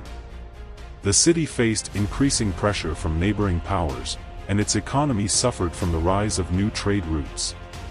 By the 18th century BCE, Lagash had been reduced to a minor city-state, a shadow of its former glory. Despite its decline, Lagash's legacy lived on. Its art, architecture, and religious beliefs continued to influence the development of Mesopotamian civilization. The city's ruins, which have been extensively excavated by archaeologists, provide a glimpse into the grandeur and complexity of one of the world's oldest and most advanced civilizations. Today, Lagash stands as a testament to the ingenuity, creativity, and resilience of the ancient Sumerians. Its ruins, scattered across the desert landscape, whisper tales of a once great city that played a pivotal role in shaping the course of human history. In the primordial depths of the cosmic ocean, where chaos reigned supreme, there emerged a primordial goddess named Lahamu. She was the embodiment of fertility and the primordial silt, the fertile soil from which all life would spring. Lahamu's form was ethereal, a swirling vortex of cosmic energy. Her body was composed of the rich, dark silt that had been present before the creation of the universe. Her eyes glowed with an ancient wisdom, reflecting the secrets of the cosmos. As the universe began to take shape, Lahamu played a pivotal role. She was the womb from which the first gods and goddesses were born. Her fertile silt gave rise to the celestial bodies, the stars, and the planets. Among her children were Anshar, the god of the heavens, and Kishar, the god of the earth. Together, they formed the primordial pair that would give birth to the rest of the pantheon. Lahamu's influence extended beyond the celestial realm. She was also the patron goddess of fertility and childbirth. Her name was invoked by women who longed for children, and her blessings were sought by farmers who wished for bountiful harvests. In the ancient Sumerian texts, Lahamu was depicted as a benevolent and nurturing goddess. She was often portrayed as a mother figure, holding her children in her arms. Her symbol was a crescent moon, representing her connection to the cycles of life and fertility. As the ages passed, Lahamu's worship declined. Other gods and goddesses rose to prominence, and her role in the pantheon diminished. However, her legacy lived on in the myths and legends of the ancient world. One such legend tells of how Lahamu was once challenged by the evil goddess Tiamat. Tiamat sought to destroy the universe and return it to chaos. Lahamu, along with her children, fought valiantly against Tiamat's forces. In the end, Lahamu and her allies emerged victorious. Tiamat was defeated, and the universe was saved. Lahamu's role in this cosmic battle cemented her status as a protector and guardian of the cosmos. Centuries later, Lahamu's influence could still be felt in the world. Her name was whispered in the prayers of farmers and the songs of mothers. Her spirit lived on in the fertile soil that gave life to all living things. And so, the goddess Lahamu, the primordial silt from which all life sprang, remained an enduring symbol of fertility, creation, and the enduring power of the cosmos. In the primordial depths of the cosmic ocean, where chaos reigned supreme, there emerged a primordial deity named Lamu. From the swirling abyss of primordial silt, Lamu arose as the embodiment of fertility and the life-giving essence that would shape the nascent universe. Lamu's form was both ethereal and enigmatic. His body, composed of the primordial silt, shimmered with an iridescent glow, reflecting the myriad possibilities that lay dormant within the cosmic void. His eyes, deep and fathomless, held the wisdom of ages yet to come. As Lamu emerged from the primordial depths, he brought with him the seeds of life. Within his essence lay the potential for all that would exist, from the smallest microbe to the grandest celestial bodies. With each movement, he sowed these seeds into the cosmic tapestry, creating the foundation for the future. Lamu's presence brought order to the chaos. He separated the waters from the heavens, creating the celestial dome that would become the abode of the gods. He shaped the land masses, giving rise to mountains, valleys, and rivers. And from the primordial silt, he molded the first living creatures, breathing life into the barren void. As the universe expanded and evolved, Lamu's role as the god of fertility became paramount. He presided over the cycles of birth, growth, and decay, ensuring the continuity of life throughout the cosmos. He blessed the fields with abundant harvests, nourishing the creatures that inhabited them. And he watched over the waters, nurturing the marine life that thrived within their depths. Lamu's influence extended beyond the physical realm. He was also the god of wisdom and knowledge. He possessed the secrets of the universe, and he shared his wisdom with those who sought it. He taught the gods the arts of magic and divination, and he guided mortals on their path to enlightenment. As the ages passed, Lamu's legend grew. He became known as the father of the gods, the creator of all that existed. Temples were erected in his honor, and his name was invoked in prayers and rituals. People from all walks of life sought his blessings, hoping to gain his favor and the prosperity that came with it. However, Lamu's existence was not without its challenges. As the universe grew more complex, so too did the forces that sought to disrupt its harmony. Demons and monsters emerged from the shadows, threatening to destroy all that Lahmu had created. Undeterred, Lahmu stood as a guardian against the forces of darkness. He wielded his divine power to vanquish evil and protect the innocent. He fought alongside the gods and mortals, inspiring them with his courage and unwavering determination. Through countless battles and trials, Lahmu's legend grew even greater. He became known as the protector of the universe, the champion of life and order. His name was whispered with reverence, and his presence brought hope to those who faced adversity. As the eons turned, Lahmu's role evolved. He became less of an active participant in the affairs of the universe and more of a guiding force. He retreated to the celestial realms, where he watched over his creation with a benevolent eye. Yet, even in his seclusion, Lahmu's influence remained profound. His wisdom continued to guide the gods and mortals, and his spirit permeated all that existed. He became a symbol of hope, resilience, and the enduring power of life. And so, the legend of Lahmu, the god of fertility and the primordial silt, was passed down through generations. His name became synonymous with the origins of the universe and the indomitable spirit that had shaped its destiny. And as long as life continued to flourish, the memory of Lahmu would live on, inspiring awe and wonder in the hearts of all who heard his tale. In the ancient city of Babylon, where the mighty Euphrates River flowed, there lived a god of unparalleled power and mystery, Marduk. As the patron deity of the city, he held dominion over water, vegetation, judgment, and the enigmatic realm of magic. Marduk's origins were shrouded in legend. Some whispered that he was the son of Ea, the god of wisdom and the deep, while others claimed he was born from the primordial chaos that preceded creation.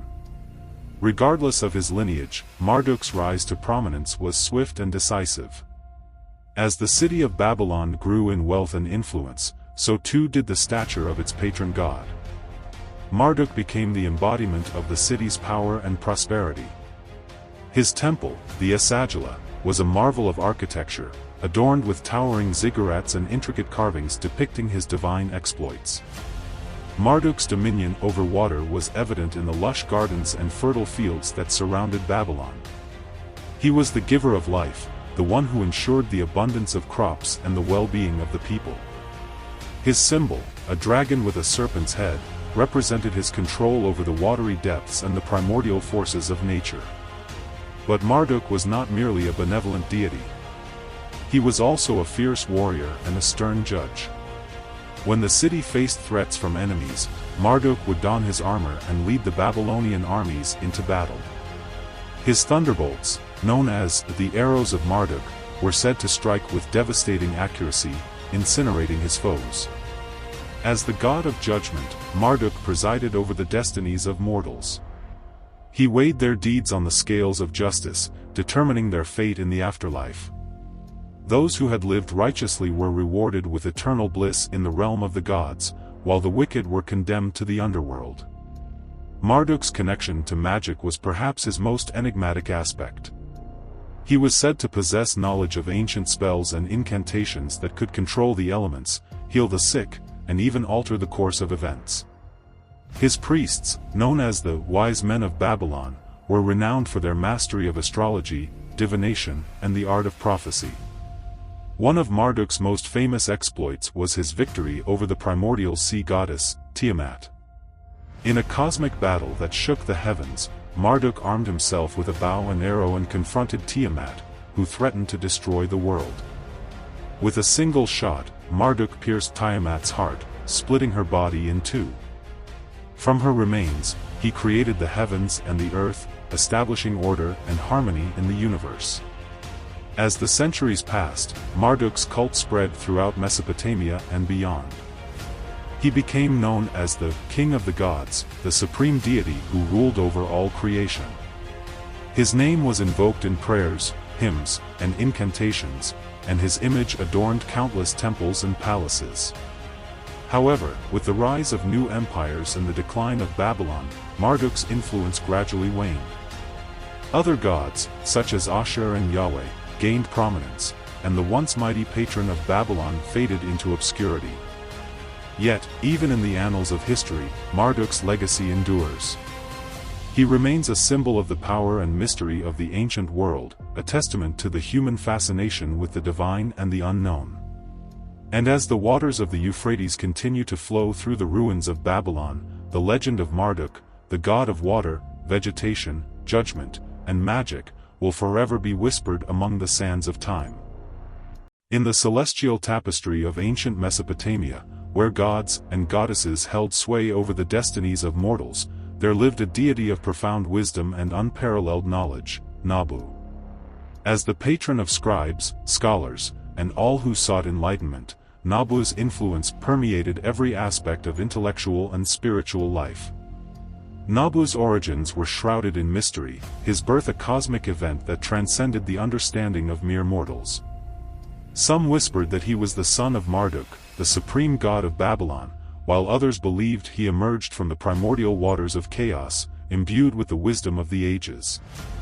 As the god of writing, Nabu held dominion over the written word. He was the inventor of cuneiform, the intricate script that allowed the people of Mesopotamia to record their history, laws, and religious beliefs. With each stroke of the stylus, Nabu's wisdom flowed onto clay tablets, preserving the knowledge of generations past for posterity. Scribes and scholars revered Nabu as their patron. They would gather in temples dedicated to him, seeking his guidance and inspiration. Nabu's presence was said to fill the air with a sense of tranquility and clarity, enabling his devotees to delve into the depths of knowledge and understanding. But Nabu's wisdom extended far beyond the written word. He was also the god of prophecy and divination. Through dreams and omens, he revealed the secrets of the future to those who sought his favor. Kings and rulers consulted Nabu before embarking on military campaigns or making important decisions, believing that his guidance would lead them to victory and prosperity. Nabu's influence was not confined to the realm of the divine. He was also a protector of justice and order. As the god of law, he ensured that the laws of the land were upheld and that the innocent were protected from the wicked. His symbol, a stylus and tablet, became a symbol of justice and fairness throughout Mesopotamia. One day, a young scribe named Enki sought Nabu's guidance in his studies. Enki had spent countless hours poring over ancient texts, but he felt that his understanding was incomplete. He approached the temple of Nabu and prayed for enlightenment. As Enki entered the temple, he was greeted by a sense of awe and reverence. The walls were adorned with intricate carvings depicting Nabu's wisdom and power. Enki approached the altar and placed his stylus and tablet before the god's statue. Suddenly, the air around Enki crackled with energy. He felt a surge of inspiration coursing through his body. His mind became clear, and he understood the meaning of the ancient texts as if they had been written in his own language. Enki spent the rest of the day in the temple, absorbing Nabu's wisdom. He learned the secrets of cuneiform, the art of prophecy, and the principles of justice. When he left the temple, he was a transformed man, filled with a profound understanding of the world and his place within it. From that day forward, Enki became one of Nabu's most devoted followers. He used his newfound knowledge to serve his community, writing laws, interpreting dreams, and guiding others on the path to enlightenment. And so, the legacy of Nabu, the god of wisdom and writing, continued to inspire and guide the people of Mesopotamia for generations to come. As the sun began its descent, casting long shadows across the land, Nabu's temple stood as a beacon of knowledge and wisdom. Within its walls, scholars and scribes continued their tireless pursuit of understanding, guided by the divine inspiration of the god who had given them the gift of writing. And as the stars twinkled in the night sky, Nabu watched over his people, his wisdom illuminating the path to a brighter future. For in the written word, the laws of justice, and the secrets of the universe, he had bestowed upon them the greatest gift of all, the power to shape their own destiny. In the primordial depths of existence, where the boundaries of reality blurred and the cosmic tapestry was yet to be woven, there existed a primordial goddess named Namu. She was the embodiment of the boundless sea, the source of all life and the cradle of creation. Namu's form was as vast and enigmatic as the ocean itself. Her body was a swirling vortex of azure and emerald, her hair a cascade of shimmering waves that flowed endlessly.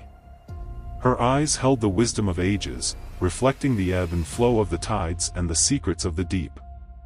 As the primeval goddess, Namu possessed immense power. She could summon storms with a mere whisper, calm the raging seas with a gentle touch, and create life from the primordial waters. Her presence permeated every aspect of the aquatic realm, from the smallest plankton to the mightiest leviathan. In the beginning, Namu was alone in the vast expanse of the sea. But as time passed, she yearned for companionship and creation. From the depths of her being, she summoned forth a son, Enki, the god of wisdom and water. Enki emerged from the primordial waters as a radiant being, his body shimmering with the brilliance of the sun.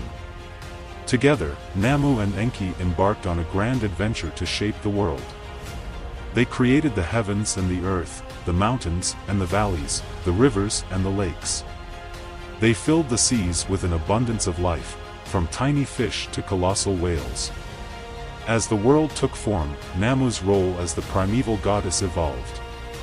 She became the protector of the oceans, the guardian of marine life, and the source of sustenance for all who dwelled within her watery domain. Fishermen and sailors alike revered her, offering prayers and sacrifices to ensure her favor. But Namu's power extended beyond the physical realm. She was also the goddess of emotions and intuition. Her vast consciousness absorbed the joys and sorrows of all who came into contact with her. She could soothe troubled hearts, inspire creativity, and guide lost souls back to their true path. As the ages passed, Namu's legend grew. She became known as the Mother of All, the one who had given birth to the gods and the world itself. Temples and shrines were erected in her honor, and her image adorned countless works of art and literature. Yet, despite her immense power and reverence, Namu remained a humble and compassionate goddess. She never forgot her origins as the primordial sea, and she always held a deep connection to the creatures that inhabited her watery realm.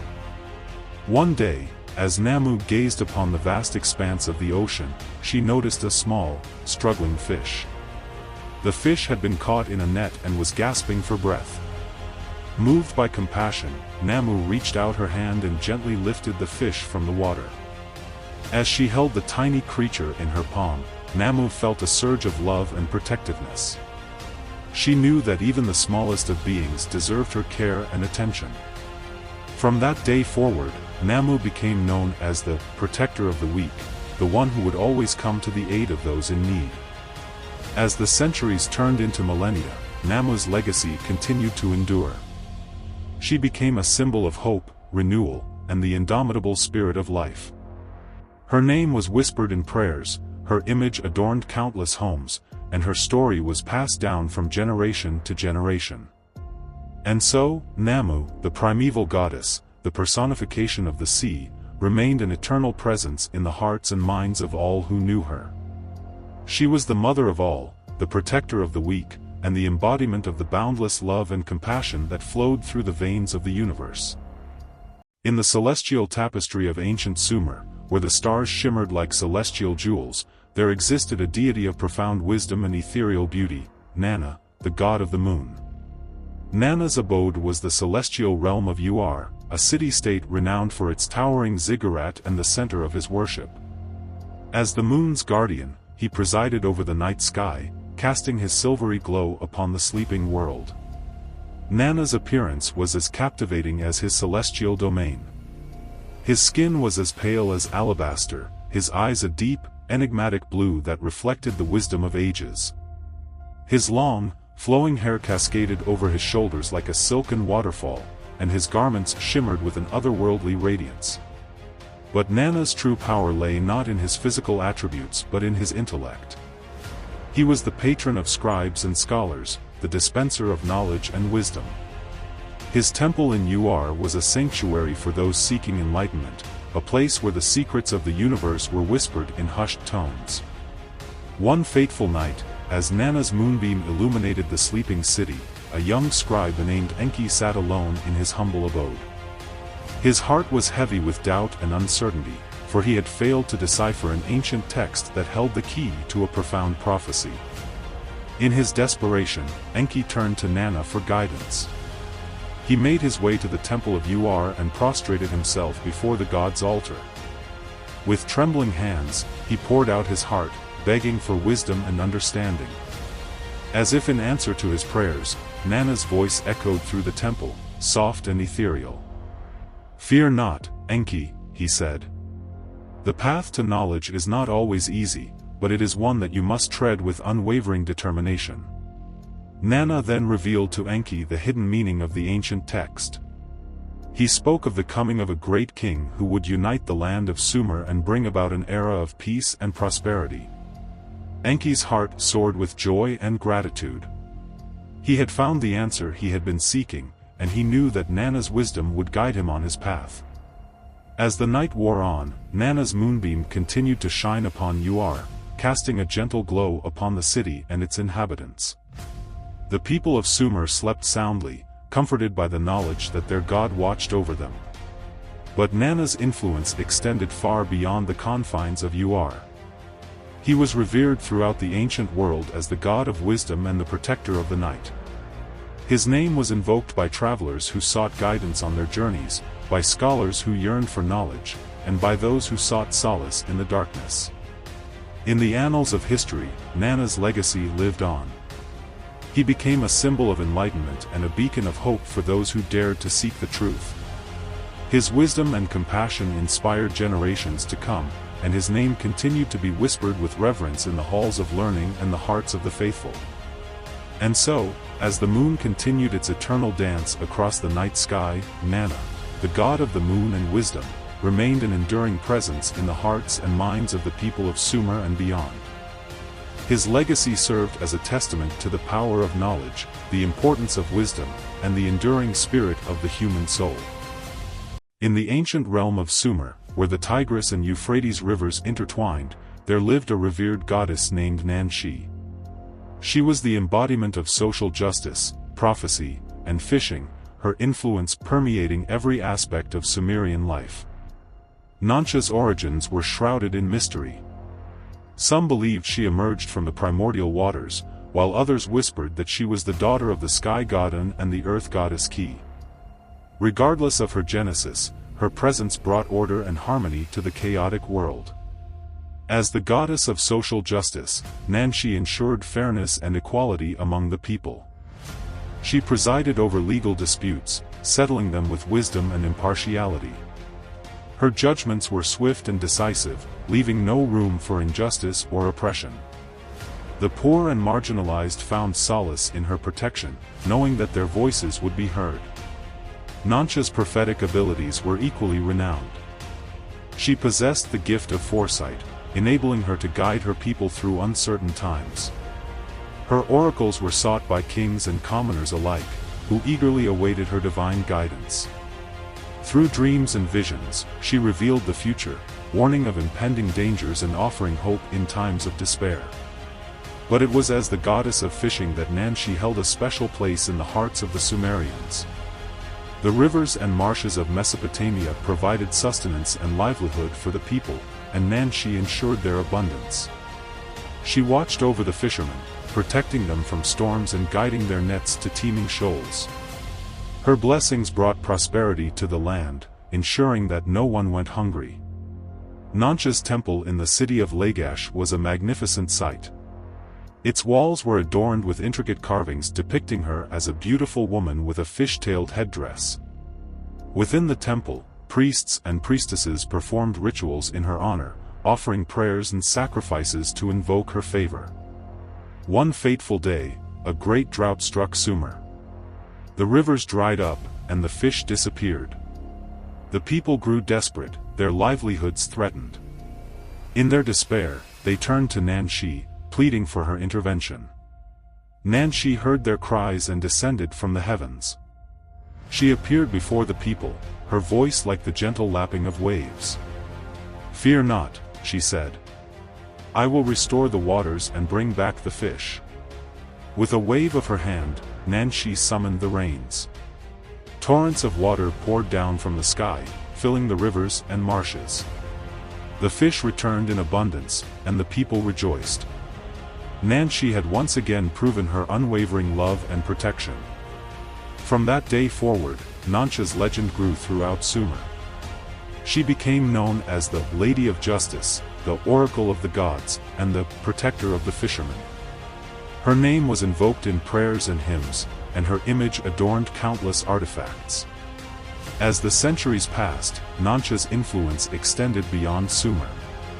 Her cult spread to neighboring lands, where she was revered as the goddess of justice, prophecy, and the sea. Her legacy lived on, inspiring generations to come to strive for fairness, seek wisdom, and appreciate the bounty of nature. And so, the goddess Nanshi, the embodiment of social justice, prophecy, and fishing, continued to watch over her people, ensuring their well-being and guiding them through the trials and tribulations of life.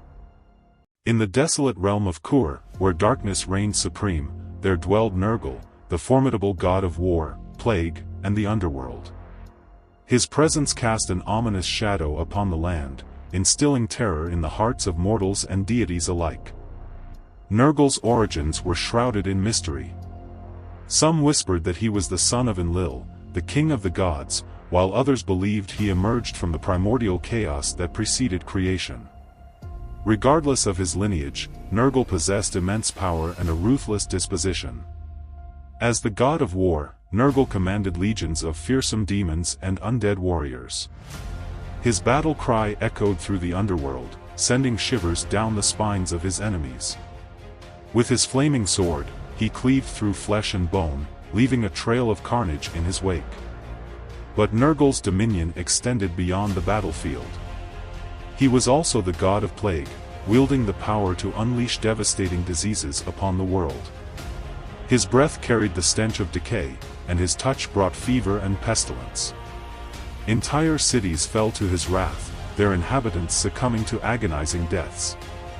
As the lord of the underworld, Nergal ruled over the realm of the dead.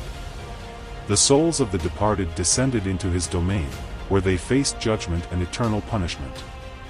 Nergal's throne was a macabre spectacle, adorned with the skulls and bones of his victims. Despite his fearsome reputation, Nergal was not without his vulnerabilities.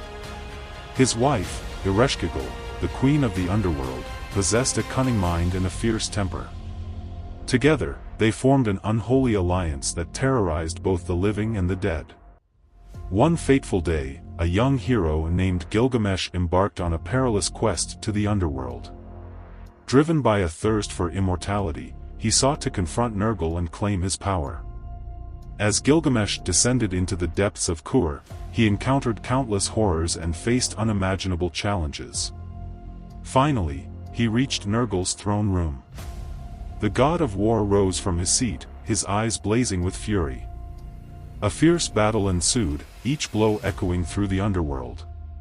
Gilgamesh fought valiantly, but Nergal's power proved overwhelming.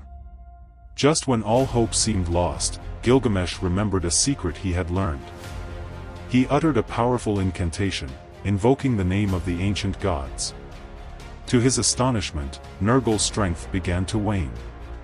With renewed determination, Gilgamesh pressed his attack. He struck Nergal with all his might, sending the god of war crashing to the ground. As Nergal lay defeated, Gilgamesh claimed his power and returned to the world of the living, forever etched in legend as the hero who conquered the underworld. From that day forward, Nergal's reign of terror was diminished. Though he remained the god of war, plague, and the underworld, his power was forever tempered by the memory of his defeat. And so, the realm of Kur remained a place of darkness and despair, but it was no longer the unyielding domain of the fearsome Nergal. In the ancient realm of Sumer, where the Tigris and Euphrates rivers intertwined, there lived a goddess of unparalleled wisdom and grace, Nidaba. As the patron deity of writing, fertility, and grain, she held a revered place in the hearts of the Sumerian people. Nidaba's origins were shrouded in mystery. Some believed she emerged from the primordial waters, while others whispered that she was the daughter of the sky god En and the earth goddess Ki. Regardless of her genesis, her influence was undeniable. As the goddess of writing, Ndaba was the guardian of knowledge and wisdom. She presided over the scribes, who meticulously recorded the laws, history, and religious texts of Sumer. With her stylus and clay tablet, she inscribed the secrets of the universe, ensuring that they would be passed down through generations. Ndaba's role as the goddess of fertility extended beyond the physical realm. She was believed to bless women with the gift of childbirth and to ensure the abundance of crops. The Sumerians revered her as the protector of their families and the provider of their sustenance. In the fields, Ndaba's presence was palpable. Farmers invoked her name as they sowed their seeds, believing that her favor would bring forth bountiful harvests. Her symbol, the grain stalk, adorned temples and homes, a constant reminder of her life-giving power. But Ndaba's influence was not limited to the material world. She was also the goddess of wisdom and prophecy. Her priests and priestesses consulted her for guidance and insight, seeking her wisdom in matters of state, religion, and personal life. One fateful day, as the sun began its descent, a young scribe named Enki approached Ndaba's temple. His heart was heavy with doubt and uncertainty. He had been struggling to decipher an ancient text, and his efforts had proven futile. With trembling hands, Enki entered the temple and prostrated himself before Ndaba's statue. He poured out his frustrations and begged for her assistance. To his astonishment, Ndaba's statue seemed to come to life. A soft, ethereal voice filled the air, "Fear not, Enki. I am here to guide you." Ndaba's voice led Enki through the labyrinthine text, revealing its hidden meanings and unlocking its secrets. As the night wore on, Enki's understanding grew, and his doubts dissipated. When dawn broke, Enki emerged from the temple a transformed man. He had not only deciphered the ancient text but had also gained a profound understanding of the wisdom it contained. From that day forward, Enki became one of Ndaba's most devoted followers, spreading her teachings throughout the land. As the centuries passed, Ndaba's legacy continued to endure. Her name was invoked in prayers, her symbols adorned temples and homes, and her wisdom guided the people of Sumer. She became a symbol of hope, fertility, and the enduring power of knowledge. And so, in the annals of history, Ndaba, the goddess of writing, fertility, and grain, remained an eternal beacon of wisdom and abundance, forever revered by the people of ancient Sumer. In the ancient realm of Sumer, where the Tigris and Euphrates rivers intertwined, there existed a pantheon of deities that governed the cosmos. Among them was Nanazu, the enigmatic god of the underworld and healing. Nanazu's origins were shrouded in mystery. Some believed he was the son of Enki, the god of wisdom and water, while others whispered that he emerged from the primordial depths of the underworld. His name, meaning Lord of the Earth, hinted at his dominion over the realm of the dead. As the god of the underworld, Nanazu presided over the realm of Kur, a vast and desolate expanse where the souls of the departed resided. It was a place of darkness and silence, where the living feared to tread.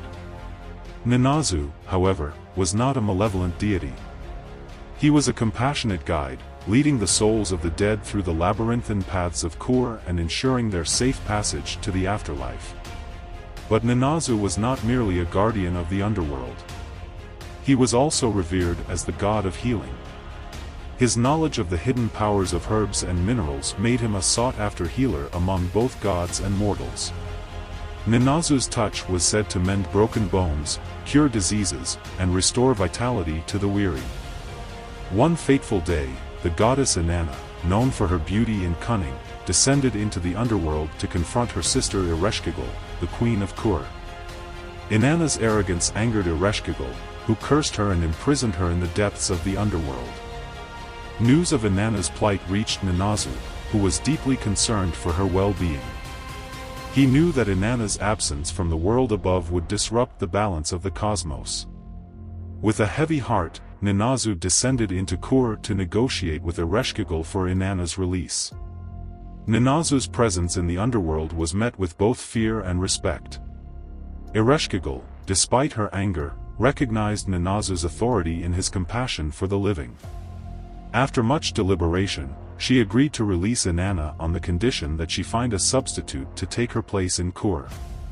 Ninnazu returned to the world above and sought the help of the gods. Together, they devised a plan to send Dumuzid, the shepherd god, to the underworld in Inanna's stead. Dumuzid, who was deeply in love with Inanna, willingly sacrificed himself to save her. With Dumuzid's arrival in Kur, Inanna was released and returned to the world above. Ninnazu's role in the negotiation had not only saved Inanna's life but had also restored the balance between the living and the dead.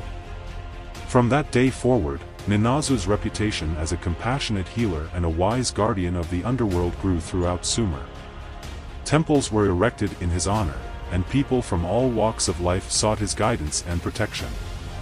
As the centuries passed, Ninnazu's legacy continued to inspire awe and reverence. He became known as the Lord of the Living and the Dead, a deity who bridged the gap between the realms of mortality and the afterlife. His name was invoked in prayers for healing, protection, and guidance through the unknown. And so, in the annals of Sumerian mythology, Ninnazu, the god of the underworld and healing, remained an enigmatic and revered figure, a testament to the enduring power of compassion and the interconnectedness of life and death. In the ethereal realm of ancient Sumer, where the Tigris and Euphrates rivers intertwined, there lived a goddess of unparalleled beauty and grace, Ningal, the divine consort of Nanna, the moon god. Ningal's domain was the verdant marshes and reed beds that stretched far and wide. She was the protector of these watery havens, where life flourished amidst the swaying reeds and shimmering waters. Her name, meaning Lady of the Reeds, echoed the rustling whispers of the marsh grasses as they danced in the gentle breeze. Ningal's appearance was as captivating as her surroundings. Her long, flowing hair cascaded down her shoulders like a silken waterfall, its emerald hue mirroring the lush vegetation of her realm. Her eyes, deep and enigmatic, held the secrets of the marshes and the wisdom of the ages. As the wife of Nanna, Ningal played a pivotal role in the celestial order. Together, they presided over the night sky, their combined radiance illuminating the darkness. Ningal's gentle glow complemented Nanna's silvery brilliance, creating a celestial tapestry that guided travelers and inspired poets. But Ningal's influence extended beyond the heavens. She was also revered as the goddess of childbirth and fertility. The marshes she protected were seen as a symbol of life's origins, where new beginnings and the promise of renewal took root. Women prayed to Ningal for safe deliveries and the blessing of children. One fateful day, as Ningal strolled through her beloved marshes, she encountered a young shepherd named Enki. Enki was instantly smitten by her beauty and grace, and he dared to approach her.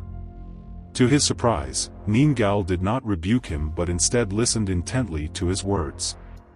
As they talked, Ningal discovered that Enki possessed a deep understanding of the natural world and a compassionate heart. She found herself drawn to his wisdom and kindness, and a forbidden love began to blossom between them. However, their secret affair was not without its risks. Nanna, a jealous and possessive god, was furious when he learned of Ningal's betrayal. He cursed Enki, banishing him to the underworld. Heartbroken, Ningal pleaded with Nanna to spare Enki's life. She reminded him of their love and the joy they had brought to each other. Nanna, moved by Ningal's unwavering devotion, relented and allowed Enki to return to the world of the living. From that day forward, Ningal and Enki's love became a legend whispered among the reeds and marshes. It was a testament to the enduring power of love, even in the face of adversity. As the centuries passed, Ningal's worship spread throughout Mesopotamia. She became known as the Mother of the Gods, a symbol of fertility, abundance, and the eternal cycle of life. Her image adorned temples and palaces, and her name was invoked in prayers and rituals.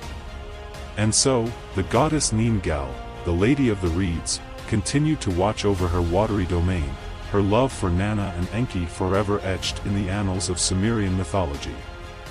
Her legacy lived on, inspiring generations to come with its message of hope, renewal, and the enduring power of the human spirit. In the ancient realm of Sumer, where the Tigris and Euphrates rivers flowed like liquid silver, there lived a deity of immense power and reverence, Ningirsu. As the god of irrigation, agriculture, and thunderstorms, he held sway over the very lifeblood of the land. Ningirsu's origins were shrouded in mystery. Some whispered that he was the son of Enki, the god of wisdom and water, while others believed he was born from the primordial waters that gave birth to the world.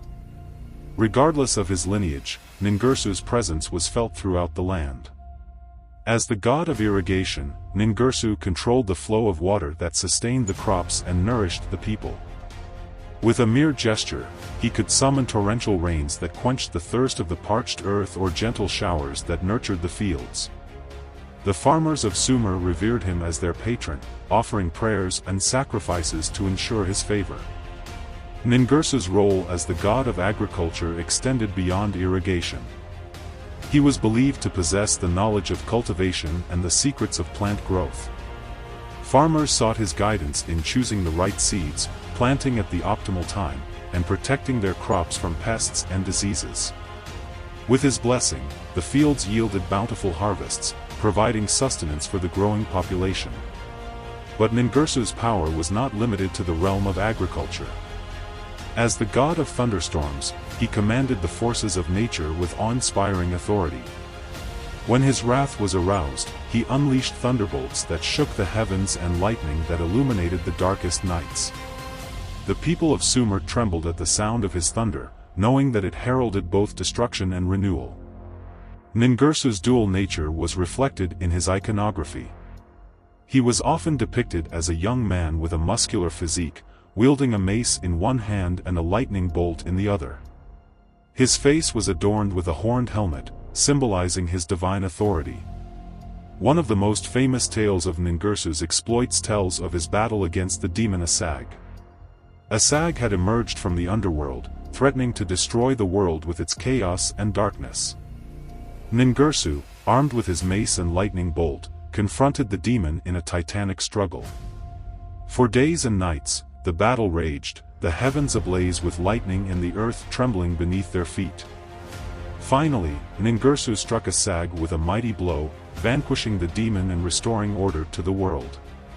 In the aftermath of his victory, Ningirsu became known as the hero of Sumer. He was celebrated in songs and poems, and his image was carved into countless statues and reliefs. Temples were built in his honor, where people came to offer prayers and seek his protection. As the centuries passed, Ningirsu's cult spread beyond the borders of Sumer. He was adopted by the Akkadians, Babylonians, and Assyrians, who revered him as the god of war and victory. His name was invoked by soldiers on the battlefield, and his image adorned the banners of conquering armies. But despite his military prowess, Ningirsu remained at heart a god of life and abundance. He was the protector of the farmers, the guardian of the crops, and the bringer of rain. In the hearts of the people of Mesopotamia, he was forever remembered as the benevolent deity who ensured their survival and prosperity. And so, the legend of Ningirsu, the god of irrigation, agriculture, and thunderstorms, was passed down through generations, a testament to the enduring power of nature and the human spirit. In the primordial realm of ancient Mesopotamia, where the Tigris and Euphrates rivers intertwined, there existed a divine being of immense power and grace, Ninhursag, the mother goddess. Her name, meaning Lady of the Mountain, echoed through the ages, invoking reverence and awe. Ninhursag was the embodiment of fertility, nature, and childbirth. Her presence permeated the land, nurturing the soil, bringing forth abundant harvests, and ensuring the continuation of life. She was the protector of women, the guardian of children, and the source of all that was good and bountiful. Legends whispered of Ninhursag's creation of the world. With her divine breath, she gave life to the mountains, rivers, and plains. She fashioned the animals and plants, filling the earth with a vibrant tapestry of life. And when the gods themselves came into being, it was Ninhursag who nurtured and cared for them, guiding their steps and shaping their destinies. Among the gods, Ninhursag held a special place. She was the mother of Enki, the god of wisdom and water, and the grandmother of Marduk, the supreme god of Babylon. Her wisdom and compassion were sought by all, and her counsel was revered. One day, a great calamity befell the land. The rivers dried up, the crops withered, and the people faced starvation. Desperation gnawed at their hearts as they turned to their gods for help. Ninhursag, moved by their plight, descended from her celestial abode. With her gentle touch, she revived the rivers, causing them to flow once more. She blessed the fields, restoring their fertility and bringing forth a bountiful harvest. The people rejoiced, their hearts filled with gratitude for their benevolent mother goddess. But Ninhursag's compassion extended beyond the physical realm. She was also the healer of wounds, both physical and emotional. She possessed the power to mend broken bones, cure diseases, and soothe troubled minds. Her presence brought comfort to the sick and solace to the grieving. One such tale tells of a young woman named Inanna, who was stricken with a terrible illness. Her body was racked with pain, and her spirit was fading. Desperate, her family sought the help of Ninhursag. Ninhursag listened intently to their pleas. With her divine touch, she examined Inanna, diagnosing her ailment as a curse placed upon her by an envious goddess. Ninhursag's heart filled with compassion, and she resolved to heal the young woman. For 8 days and 8 nights, Ninhursag performed sacred rituals and uttered ancient incantations. She gathered herbs from the mountains and prepared healing potions. With each passing day, Inanna's pain gradually subsided, and her strength returned. On the 9th day, Ninhursag completed her work. Inanna was fully healed, her body restored to its former vigor and her spirit renewed. Overjoyed, her family thanked Ninhursag profusely, praising her as the savior of their beloved daughter. Ninhursag's legacy lived on for centuries. She was worshipped throughout Mesopotamia, her temples adorned with intricate carvings and her statues revered as symbols of hope and renewal. Her name was invoked in prayers for fertility, healing, and protection. As the sands of time shifted, Ninhursag's influence spread beyond the borders of Mesopotamia. Her image and teachings found their way into other cultures, inspiring awe and reverence in the hearts of countless people. And so, the mother goddess, Ninhursag, continued to watch over the world, her presence felt in the gentle breeze, the blooming flowers, and the laughter of children. She remained the eternal symbol of life, fertility, and the enduring power of love. In the celestial tapestry of ancient Sumer, where gods and goddesses danced among the stars, there lived a divine being of unparalleled grace and power, Enlil, the goddess of the wind. Her name, meaning Lady of the Air, whispered through the heavens, carried on the wings of the tempest and the gentle caress of the breeze. Enlil's origins were shrouded in mystery. Some whispered that she emerged from the primordial chaos, a breath of life breathed into existence by the cosmic forces. Others believed she was the daughter of Anu, the sky god, and Ki, the earth goddess. Regardless of her lineage, Enlil's presence filled the world with an ethereal beauty and an indomitable spirit.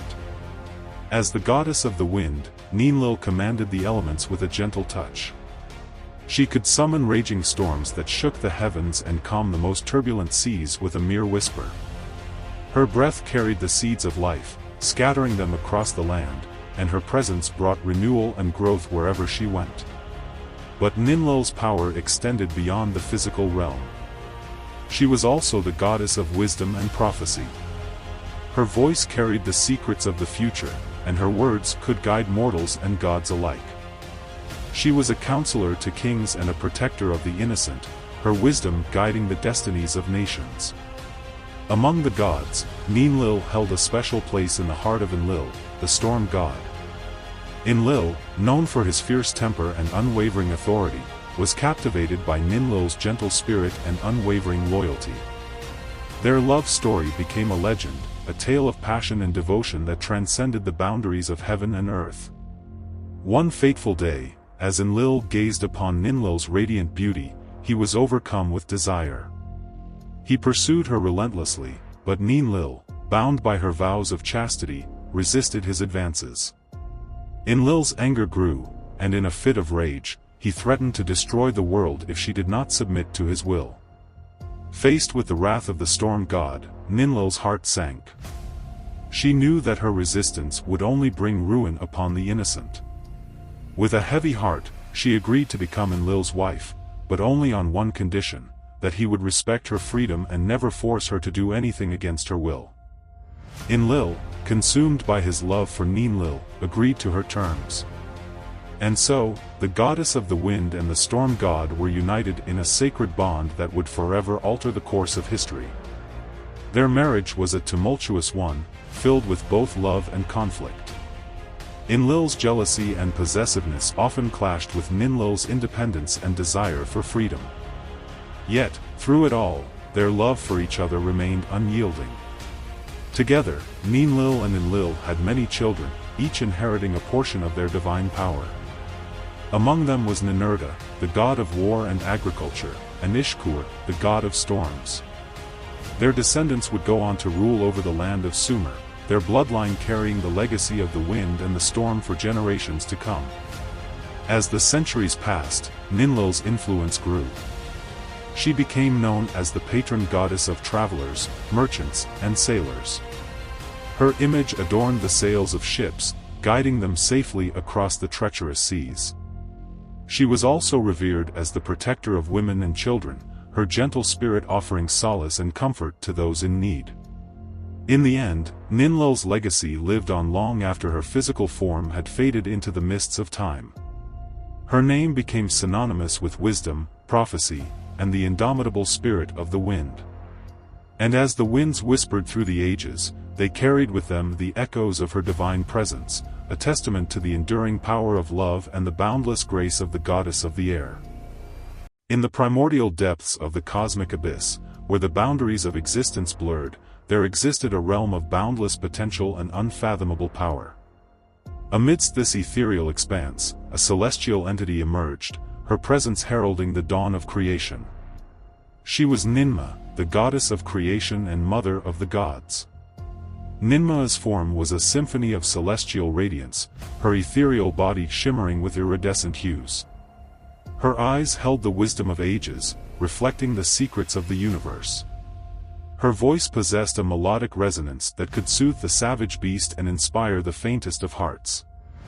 As the progenitor of all that was, Ninmah possessed the power to shape reality with her thoughts. With a mere gesture, she could summon forth mountains from the depths of the earth and oceans from the celestial void. She breathed life into the inanimate, giving birth to the first gods and goddesses who would populate the heavens. Among her divine offspring were Enki, the god of wisdom and water, and Enlil, the god of air and storms. Ninmah's love for her children was boundless, and she nurtured them with the same care and devotion as a mortal mother.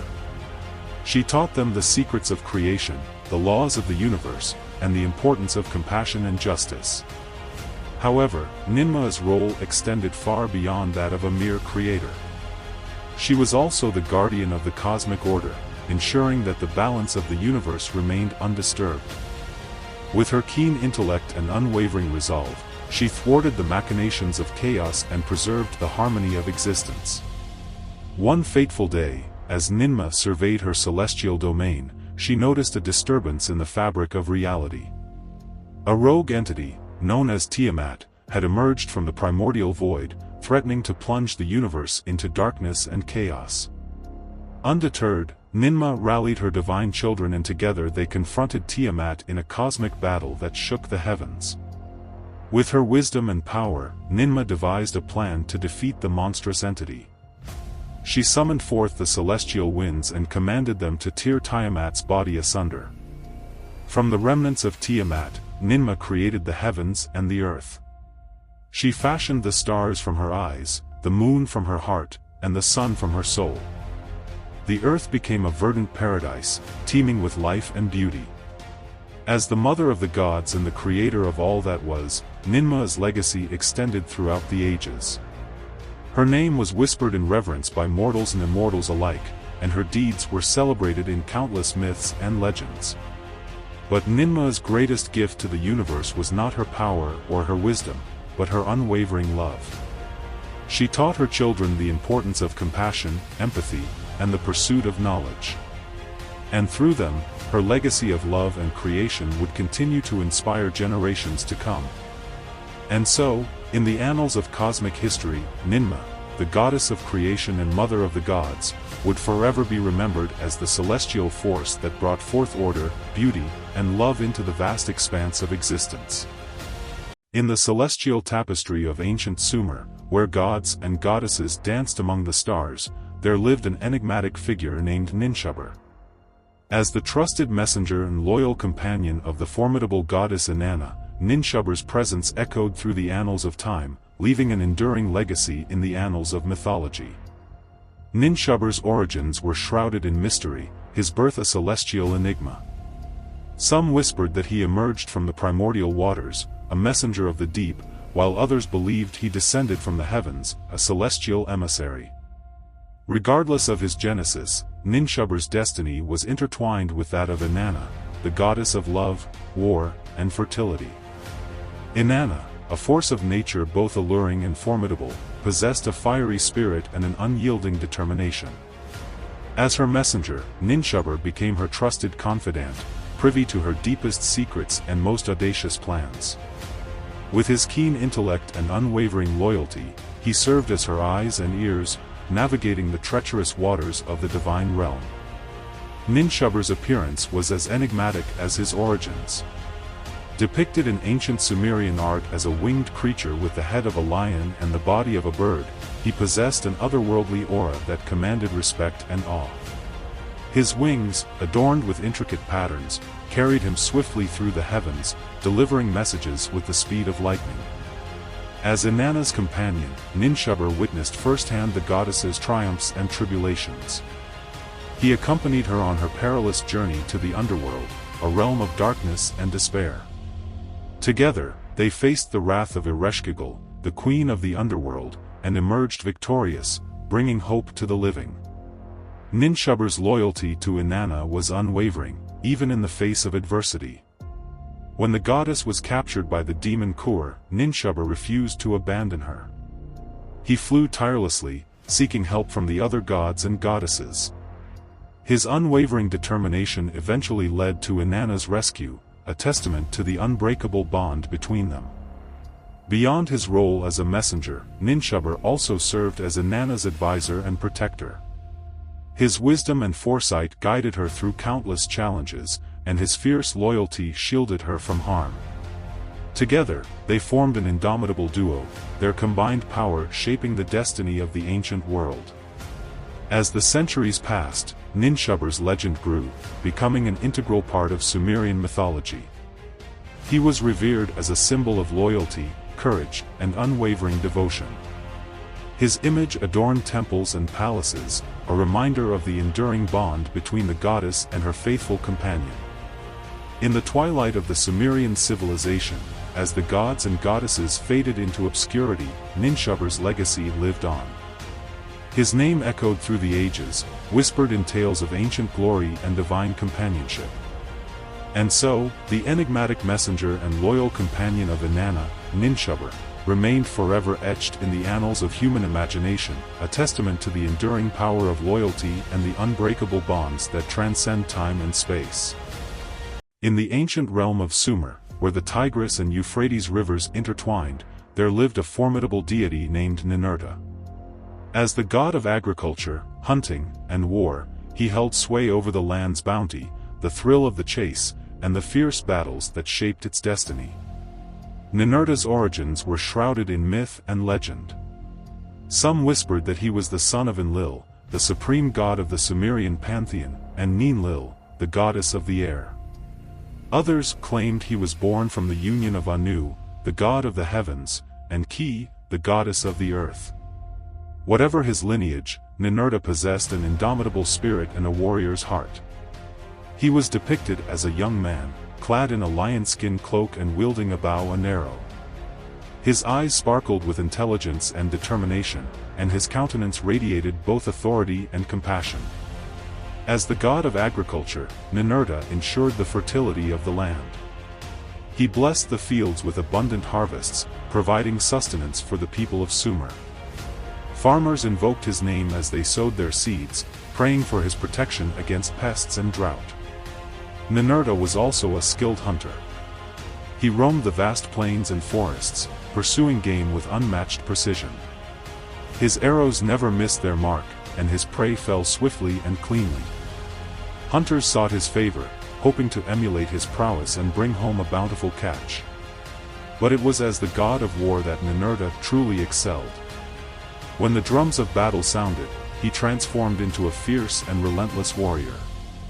He led the Sumerian armies to victory, crushing their enemies with his unmatched strength and strategic brilliance.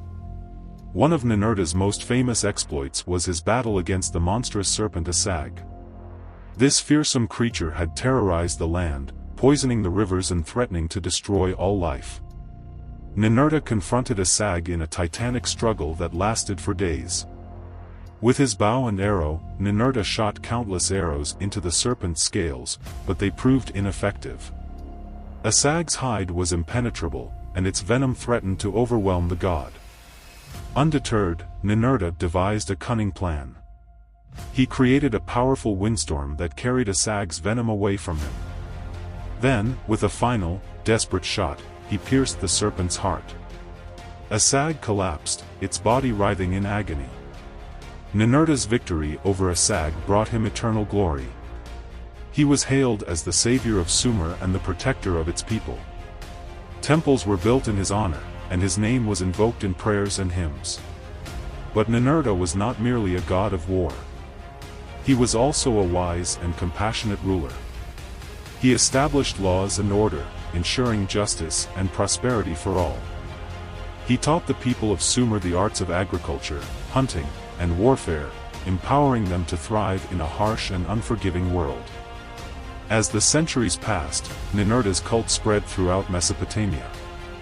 He was worshipped by the Babylonians, Assyrians, and other ancient civilizations. His image adorned countless artifacts, from seals and amulets to monumental sculptures. Even today, the legacy of Ninurta lives on. He remains a symbol of strength, courage, and the indomitable spirit that has shaped human history.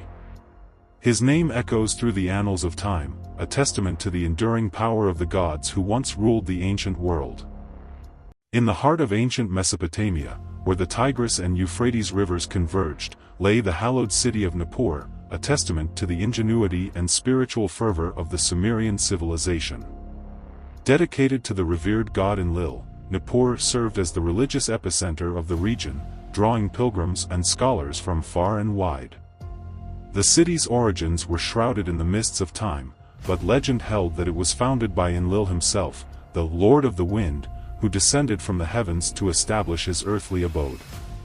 Nippur became the focal point of Enlil's cult, and his grand temple, the Eker, dominated the city's skyline. The Eker was a marvel of architectural prowess, its towering ziggurat rising in 7 majestic tiers. Each tier was adorned with intricate reliefs depicting scenes from Sumerian mythology and the exploits of Enlil. Within the temple's hallowed halls, priests performed elaborate rituals and offered sacrifices to appease the mighty god. Nippur was not merely a religious center, it was also a hub of learning and culture. The city boasted a renowned scribal school, where scribes meticulously copied and preserved ancient texts. These texts included religious hymns, historical chronicles, and scientific treatises, providing invaluable insights into the Sumerian worldview. The city's scholars were renowned for their knowledge of astronomy, mathematics, and medicine. They developed a sophisticated system of writing, known as cuneiform, which allowed them to record their observations and discoveries. Nippur became a repository of knowledge, attracting scholars and students from across the region. As the centuries passed, Nippur's influence extended beyond the borders of Sumer. It became a pilgrimage site for people from neighboring civilizations, including the Akkadians, Babylonians, and Assyrians. Each culture adopted and adapted the cult of Enlil, incorporating him into their own pantheons. However, Nippur's glory was not to last forever. In the 12th century BC, the city was sacked by the Elamites, a fierce tribe from the east. The Eker was destroyed, and the city's population was decimated. Nippur never fully recovered from this devastating blow. Over time, the city was abandoned and fell into ruins. The once magnificent ziggurat crumbled into dust, and the scribal school was silenced. The sands of time covered the remnants of Nippur, obscuring its former grandeur. Yet, even in its ruined state, Nippur continued to captivate the imagination of scholars and historians. In the 19th century, archaeologists began excavating the site, uncovering the remains of the Eker and other ancient structures. These excavations shed light on the city's rich history and its pivotal role in the development of Mesopotamian civilization. Today, Nippur stands as a testament to the enduring legacy of the Sumerians. Its ruins whisper tales of a time when gods walked among mortals and knowledge flourished in the heart of the ancient world. And though the city itself may be gone, the spirit of Nippur lives on, inspiring awe and wonder in all who behold its remnants. In the celestial tapestry of ancient Mesopotamia, where gods and goddesses held sway over the realms of nature and human destiny, there existed a deity of immense power and radiance, Nusku, the god of fire and light. As the celestial messenger of the gods, he traversed the heavens, carrying their divine decrees and illuminating the path of mortals. Nusku's origins were shrouded in mystery, his birth a cosmic event that ignited the primordial darkness. From the celestial forge, he emerged as a blazing inferno, his body a radiant beacon that cast a golden glow upon the world. His eyes sparkled with the intensity of 1,000 suns, and his voice thundered like the roar of a raging fire. As the god of fire, Nusku possessed the power to both create and destroy. He could ignite the flames of life and warmth, bringing comfort and sustenance to mortals. Yet, he could also unleash his wrath upon the wicked, consuming them in an inferno of retribution. His fiery breath could scorch the earth, leaving behind a barren wasteland. But Nusku was not merely a destructive force. He was also the god of light, illuminating the darkness and guiding the lost. His radiant presence dispelled the shadows, revealing the path to truth and enlightenment. He was the celestial torchbearer, leading mortals through the treacherous labyrinth of life. As the messenger of the gods, Nusku served as the intermediary between the divine and the mortal realms. He carried the decrees of the gods to the ears of kings and priests, ensuring that their will was known and obeyed. He also conveyed the prayers and supplications of mortals to the celestial court, acting as a bridge between the two worlds. Nusku's temple in the city of Haran was a magnificent edifice, its walls adorned with intricate carvings depicting his fiery nature. Within its sacred precincts, priests performed elaborate rituals to honor the god and invoke his blessings. The temple was a sanctuary for those seeking guidance, healing, and protection from the forces of darkness. One fateful day, as Nusku soared through the heavens, he witnessed a terrible injustice. A wicked king had seized the throne of a neighboring kingdom, oppressing its people and defying the gods. Filled with righteous anger, Nusku descended to earth, his fiery presence casting a shadow over the tyrant's palace. With a thunderous roar, Nusku unleashed his wrath upon the wicked king. Flames erupted from his body, consuming the palace and its occupants in an inferno of retribution. The people rejoiced as the tyrant was overthrown, and Nusku's justice was swift and merciless. From that day forward, Nusku became known as the defender of the innocent and the punisher of the wicked. His name was invoked in oaths and prayers, and his image was placed in homes and temples as a symbol of protection and divine favor. As the centuries passed, Nusku's cult spread throughout Mesopotamia and beyond. He was worshipped by kings and commoners alike, his power and radiance inspiring awe and reverence. His name echoed through the annals of history, a testament to the enduring legacy of the god of fire and light. And so, in the celestial tapestry of ancient Mesopotamia, Nusku's radiant presence continued to shine, illuminating the path of mortals and reminding them of the divine power that shaped their destiny. As the messenger of the gods, he carried their decrees and guided the lost, his fiery nature both a source of comfort and a warning to those who dared to defy the divine order. In the primordial depths of the cosmic abyss, where chaos reigned supreme, there emerged a primordial goddess of immense power and ancient lineage. Tiamat, the embodiment of the boundless ocean, was the mother of all gods, the progenitor of creation and the harbinger of destruction. Her form was as vast and enigmatic as the ocean itself. Her body, a swirling vortex of azure and emerald, stretched across the celestial expanse, her limbs reaching into the farthest corners of the universe. Her eyes, like shimmering pools of ancient wisdom, held the secrets of time and the mysteries of existence. Tiamat's origins were shrouded in the mists of time. She was said to have emerged from the primordial void, a sentient embodiment of the chaotic waters that gave birth to all things. As the universe expanded and order began to emerge, Tiamat became the embodiment of the untamed and untamed forces of nature. She was the mother of the gods, the progenitor of all life. From her womb sprang forth the celestial bodies, the stars and planets that illuminated the heavens. She gave birth to the elements, the fire, water, earth, and air that shaped the physical world. And from her essence emerged the first living creatures, the primordial beings that would populate the realms of existence. But Tiamat was not merely a benevolent creator. She was also a force of destruction, a primordial goddess whose wrath could shake the foundations of the universe. When her children rebelled against her, she unleashed her fury upon them, her tempestuous waters rising in a cataclysmic flood that threatened to engulf all creation. In the epic battle that ensued, Tiamat faced the combined might of her children, the gods of the heavens and the underworld. Led by Marduk, the god of storms, they fought valiantly against their mother, their weapons clashing against her colossal form. As the battle raged, Tiamat's body was torn asunder, her limbs scattered across the cosmos. Her blood, a torrent of primordial energy, flowed through the heavens, creating the Milky Way and the celestial bodies that adorned it. Her eyes, filled with ancient wisdom, became the sun and the moon, illuminating the realms of existence. And so, Tiamat, the primordial goddess of the ocean, mother of all gods, met her end. But her legacy lived on, etched into the fabric of the universe. The celestial bodies, the elements, and all living creatures bore witness to her power and her sacrifice.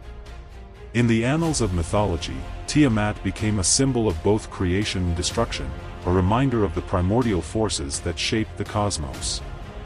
Her name was whispered in reverence and fear, a testament to her enduring presence in the hearts and minds of mortals. And as the ages passed, the legend of Tiamat continued to be told, a tale of a primordial goddess whose power and legacy would forever be intertwined with the destiny of the universe. In the heart of ancient Mesopotamia, where the mighty Euphrates River meandered through a fertile plain, there lay a city-state that would forever etch its name in the annals of history, Ur. Ur, a thriving metropolis that flourished from around 2100 to 1900 BCE, was a testament to the ingenuity and cultural achievements of the Sumerian civilization. Its towering ziggurat, a stepped pyramid dedicated to the moon god Nanna, dominated the city's skyline, a symbol of its religious and political power. Within the city walls, a labyrinth of narrow streets and bustling marketplaces teemed with life. Merchants from distant lands bartered their wares, while scribes meticulously recorded transactions on clay tablets. Artisans crafted exquisite jewelry, pottery, and textiles, showcasing the city's renowned craftsmanship.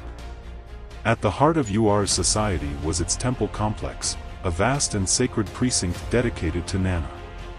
Here, priests performed elaborate rituals and sacrifices, seeking the favor of the gods.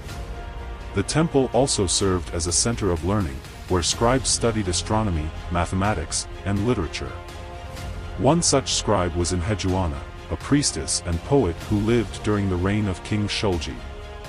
Her hymns and prayers, inscribed on clay tablets, celebrated the glory of Nanna and the power of the Sumerian gods. Her writings not only provided a glimpse into the religious beliefs of the time but also showcased the sophistication of Sumerian literature. As Ur prospered, so too did its rulers. King Shulgi, who reigned from 2094 to 2047 BCE, was a powerful and ambitious monarch who expanded Ur's territory and established a vast empire. Under his rule, the city became a center of trade and diplomacy, attracting merchants and envoys from across the region. However, Ur's prosperity was not to last. Around 1900 BCE, the city was sacked by the Elamites, a neighboring people from the east. The ziggurat was destroyed, the temple complex looted, and the city's population scattered. Despite its destruction, Ur's legacy lived on. The ruins of the city, including the remains of the ziggurat, became a testament to the grandeur of the Sumerian civilization. Archaeologists have uncovered countless artifacts from Ur, providing invaluable insights into the daily lives, beliefs, and achievements of its ancient inhabitants. Among the most famous discoveries at Ur was the Royal Cemetery, excavated by British archaeologist Leonard Woolley in the 1920s.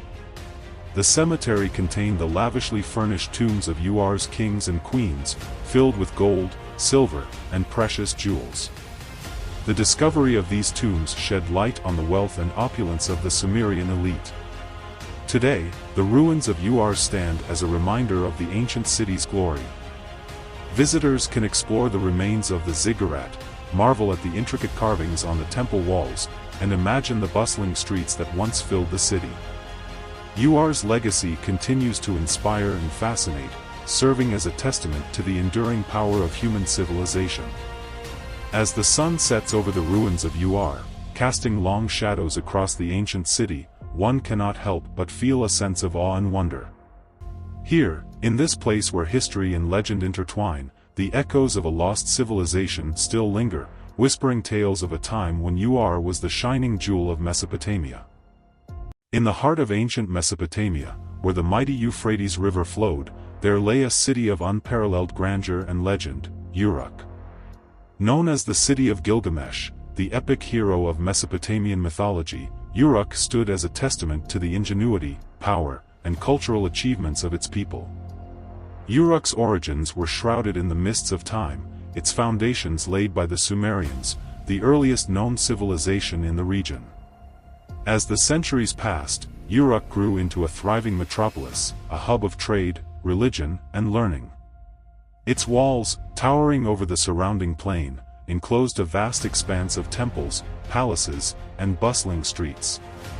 At the heart of Uruk lay the Inanna, the sacred precinct dedicated to the goddess Inanna, the patron deity of the city. The Inanna was a sprawling complex of temples, shrines, and ziggurats, the towering stepped pyramids that served as the earthly homes of the gods. The largest of these ziggurats, known as the White Temple, was a marvel of architectural prowess, its whitewashed walls gleaming in the sunlight. Within the Inanna, priests and priestesses performed elaborate rituals and ceremonies, invoking the favor of the gods and ensuring the prosperity of Uruk. The city's wealth and power were also evident in its palaces, where kings and queens ruled with absolute authority. The most famous of these rulers was Gilgamesh, the legendary hero whose exploits were immortalized in the Epic of Gilgamesh. Gilgamesh's reign was marked by both glory and tragedy.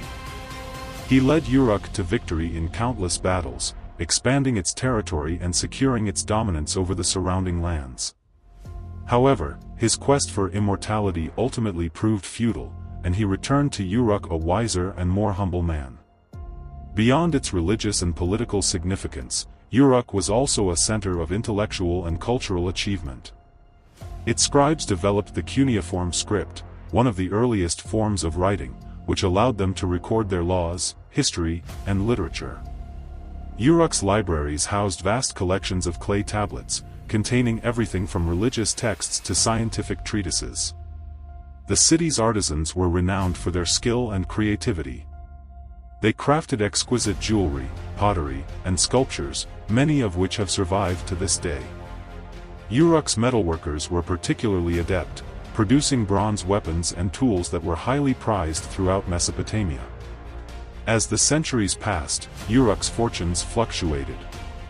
It was conquered by various empires, including the Akkadians, Babylonians, and Persians.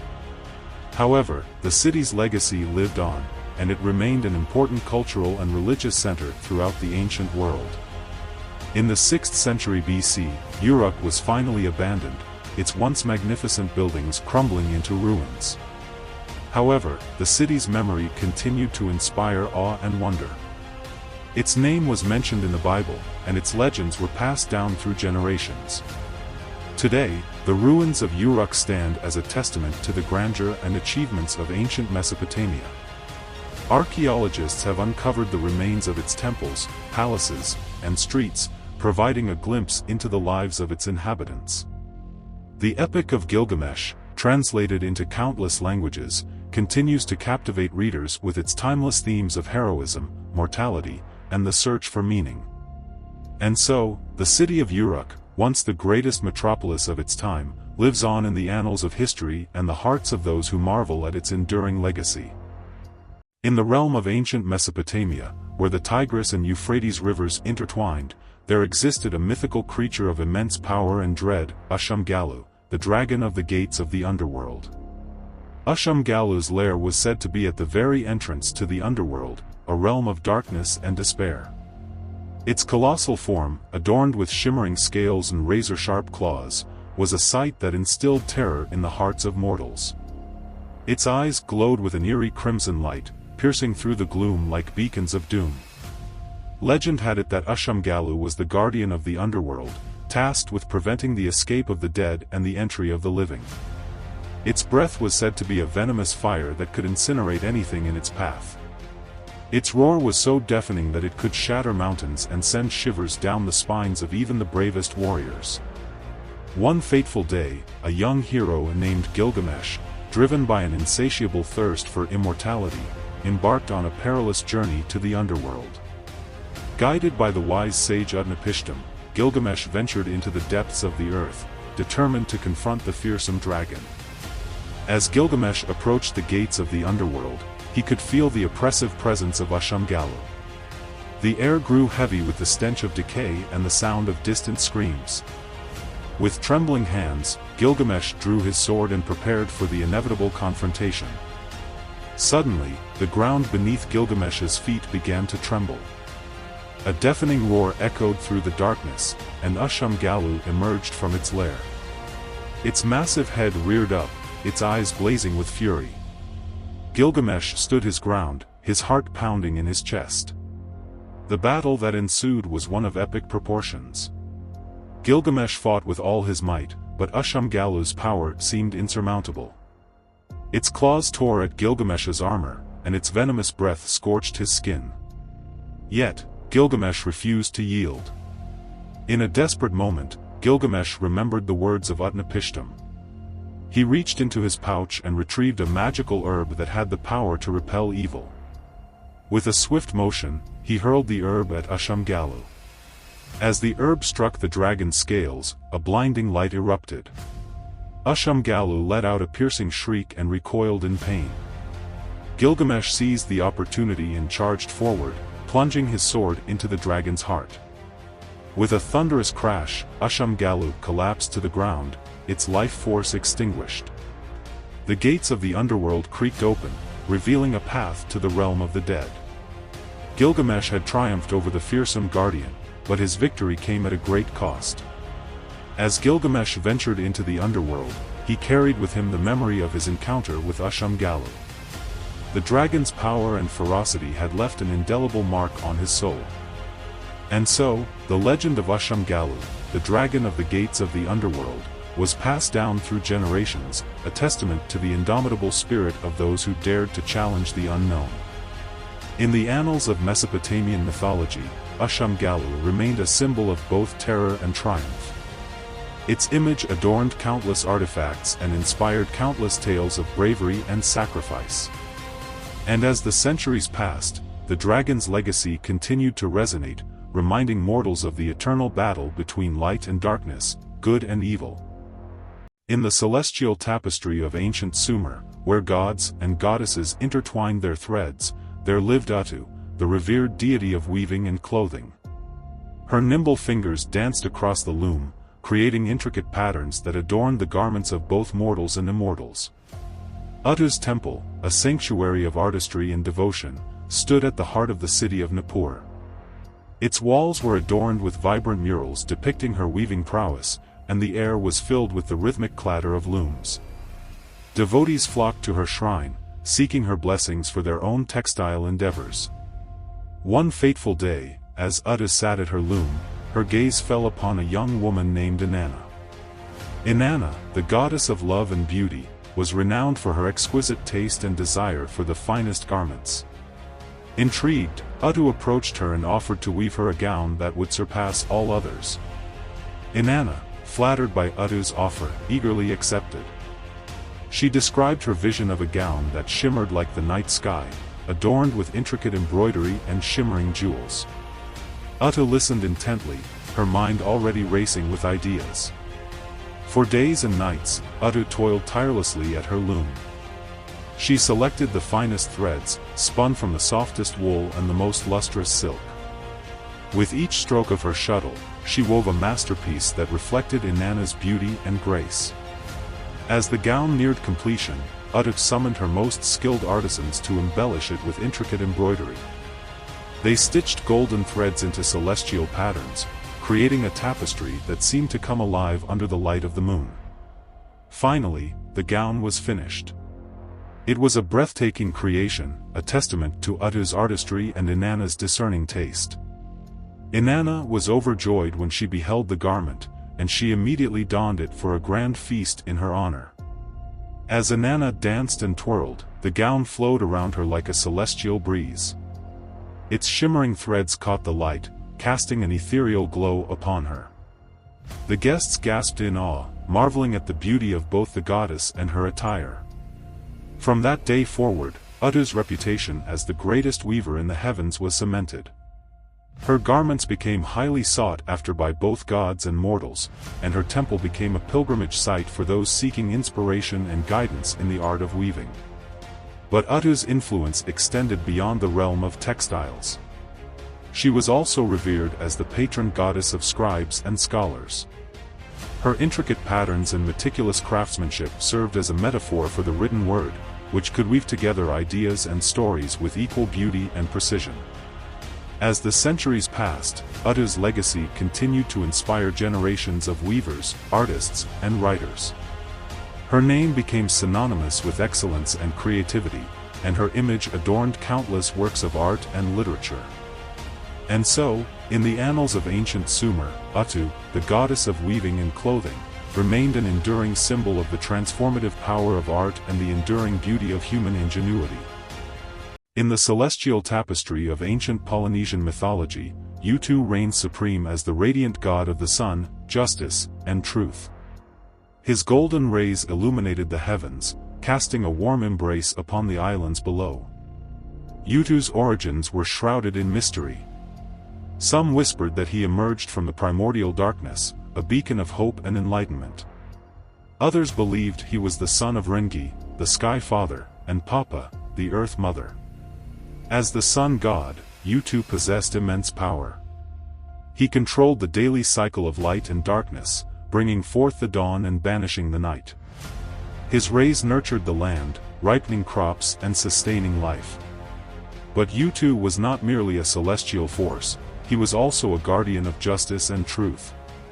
In the realm of mortals, Utu's presence was felt in every aspect of life. He witnessed all deeds, both good and evil, and dispensed justice accordingly. Those who wronged others faced his wrath, while the righteous were rewarded with his favor. One fateful day, a great injustice occurred on the island of Hawaii.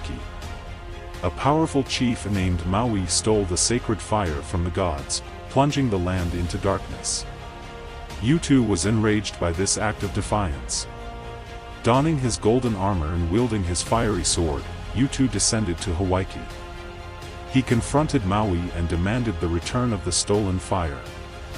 Maui refused, mocking Utu's authority. A fierce battle ensued, the heavens ablaze with the clash of their weapons.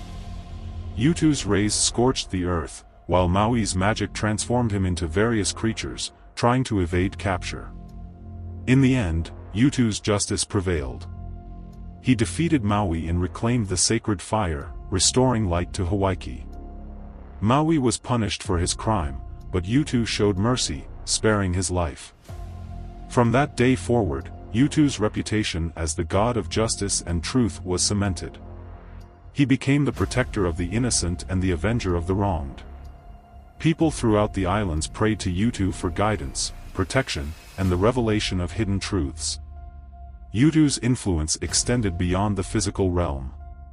He was also the patron of knowledge and wisdom. He inspired poets, scholars, and navigators, guiding them on their journeys of discovery. As the sun rose each morning, casting its golden rays upon the land, Utu's presence was felt in every heart. He was the embodiment of hope, justice, and truth, a constant reminder that even in the darkest of times, light would always prevail. One day, a young woman named Hina was unjustly accused of a crime. Desperate for justice, she turned to Utu for help. Utu listened to her plea and witnessed her innocence. Summoning his divine power, Utu revealed the truth to the people. The guilty party was exposed, and Hina's reputation was restored. From that day forward, Hina became a devoted follower of Utu, spreading his message of justice and truth throughout the islands. As the centuries passed, Utu's legacy continued to inspire generations of Polynesians. His name became synonymous with righteousness, integrity, and the pursuit of knowledge. In the modern world, Utu's spirit lives on in the hearts of those who seek justice, truth, and enlightenment. He remains a symbol of hope, reminding us that even in the face of adversity, the light of justice will always shine.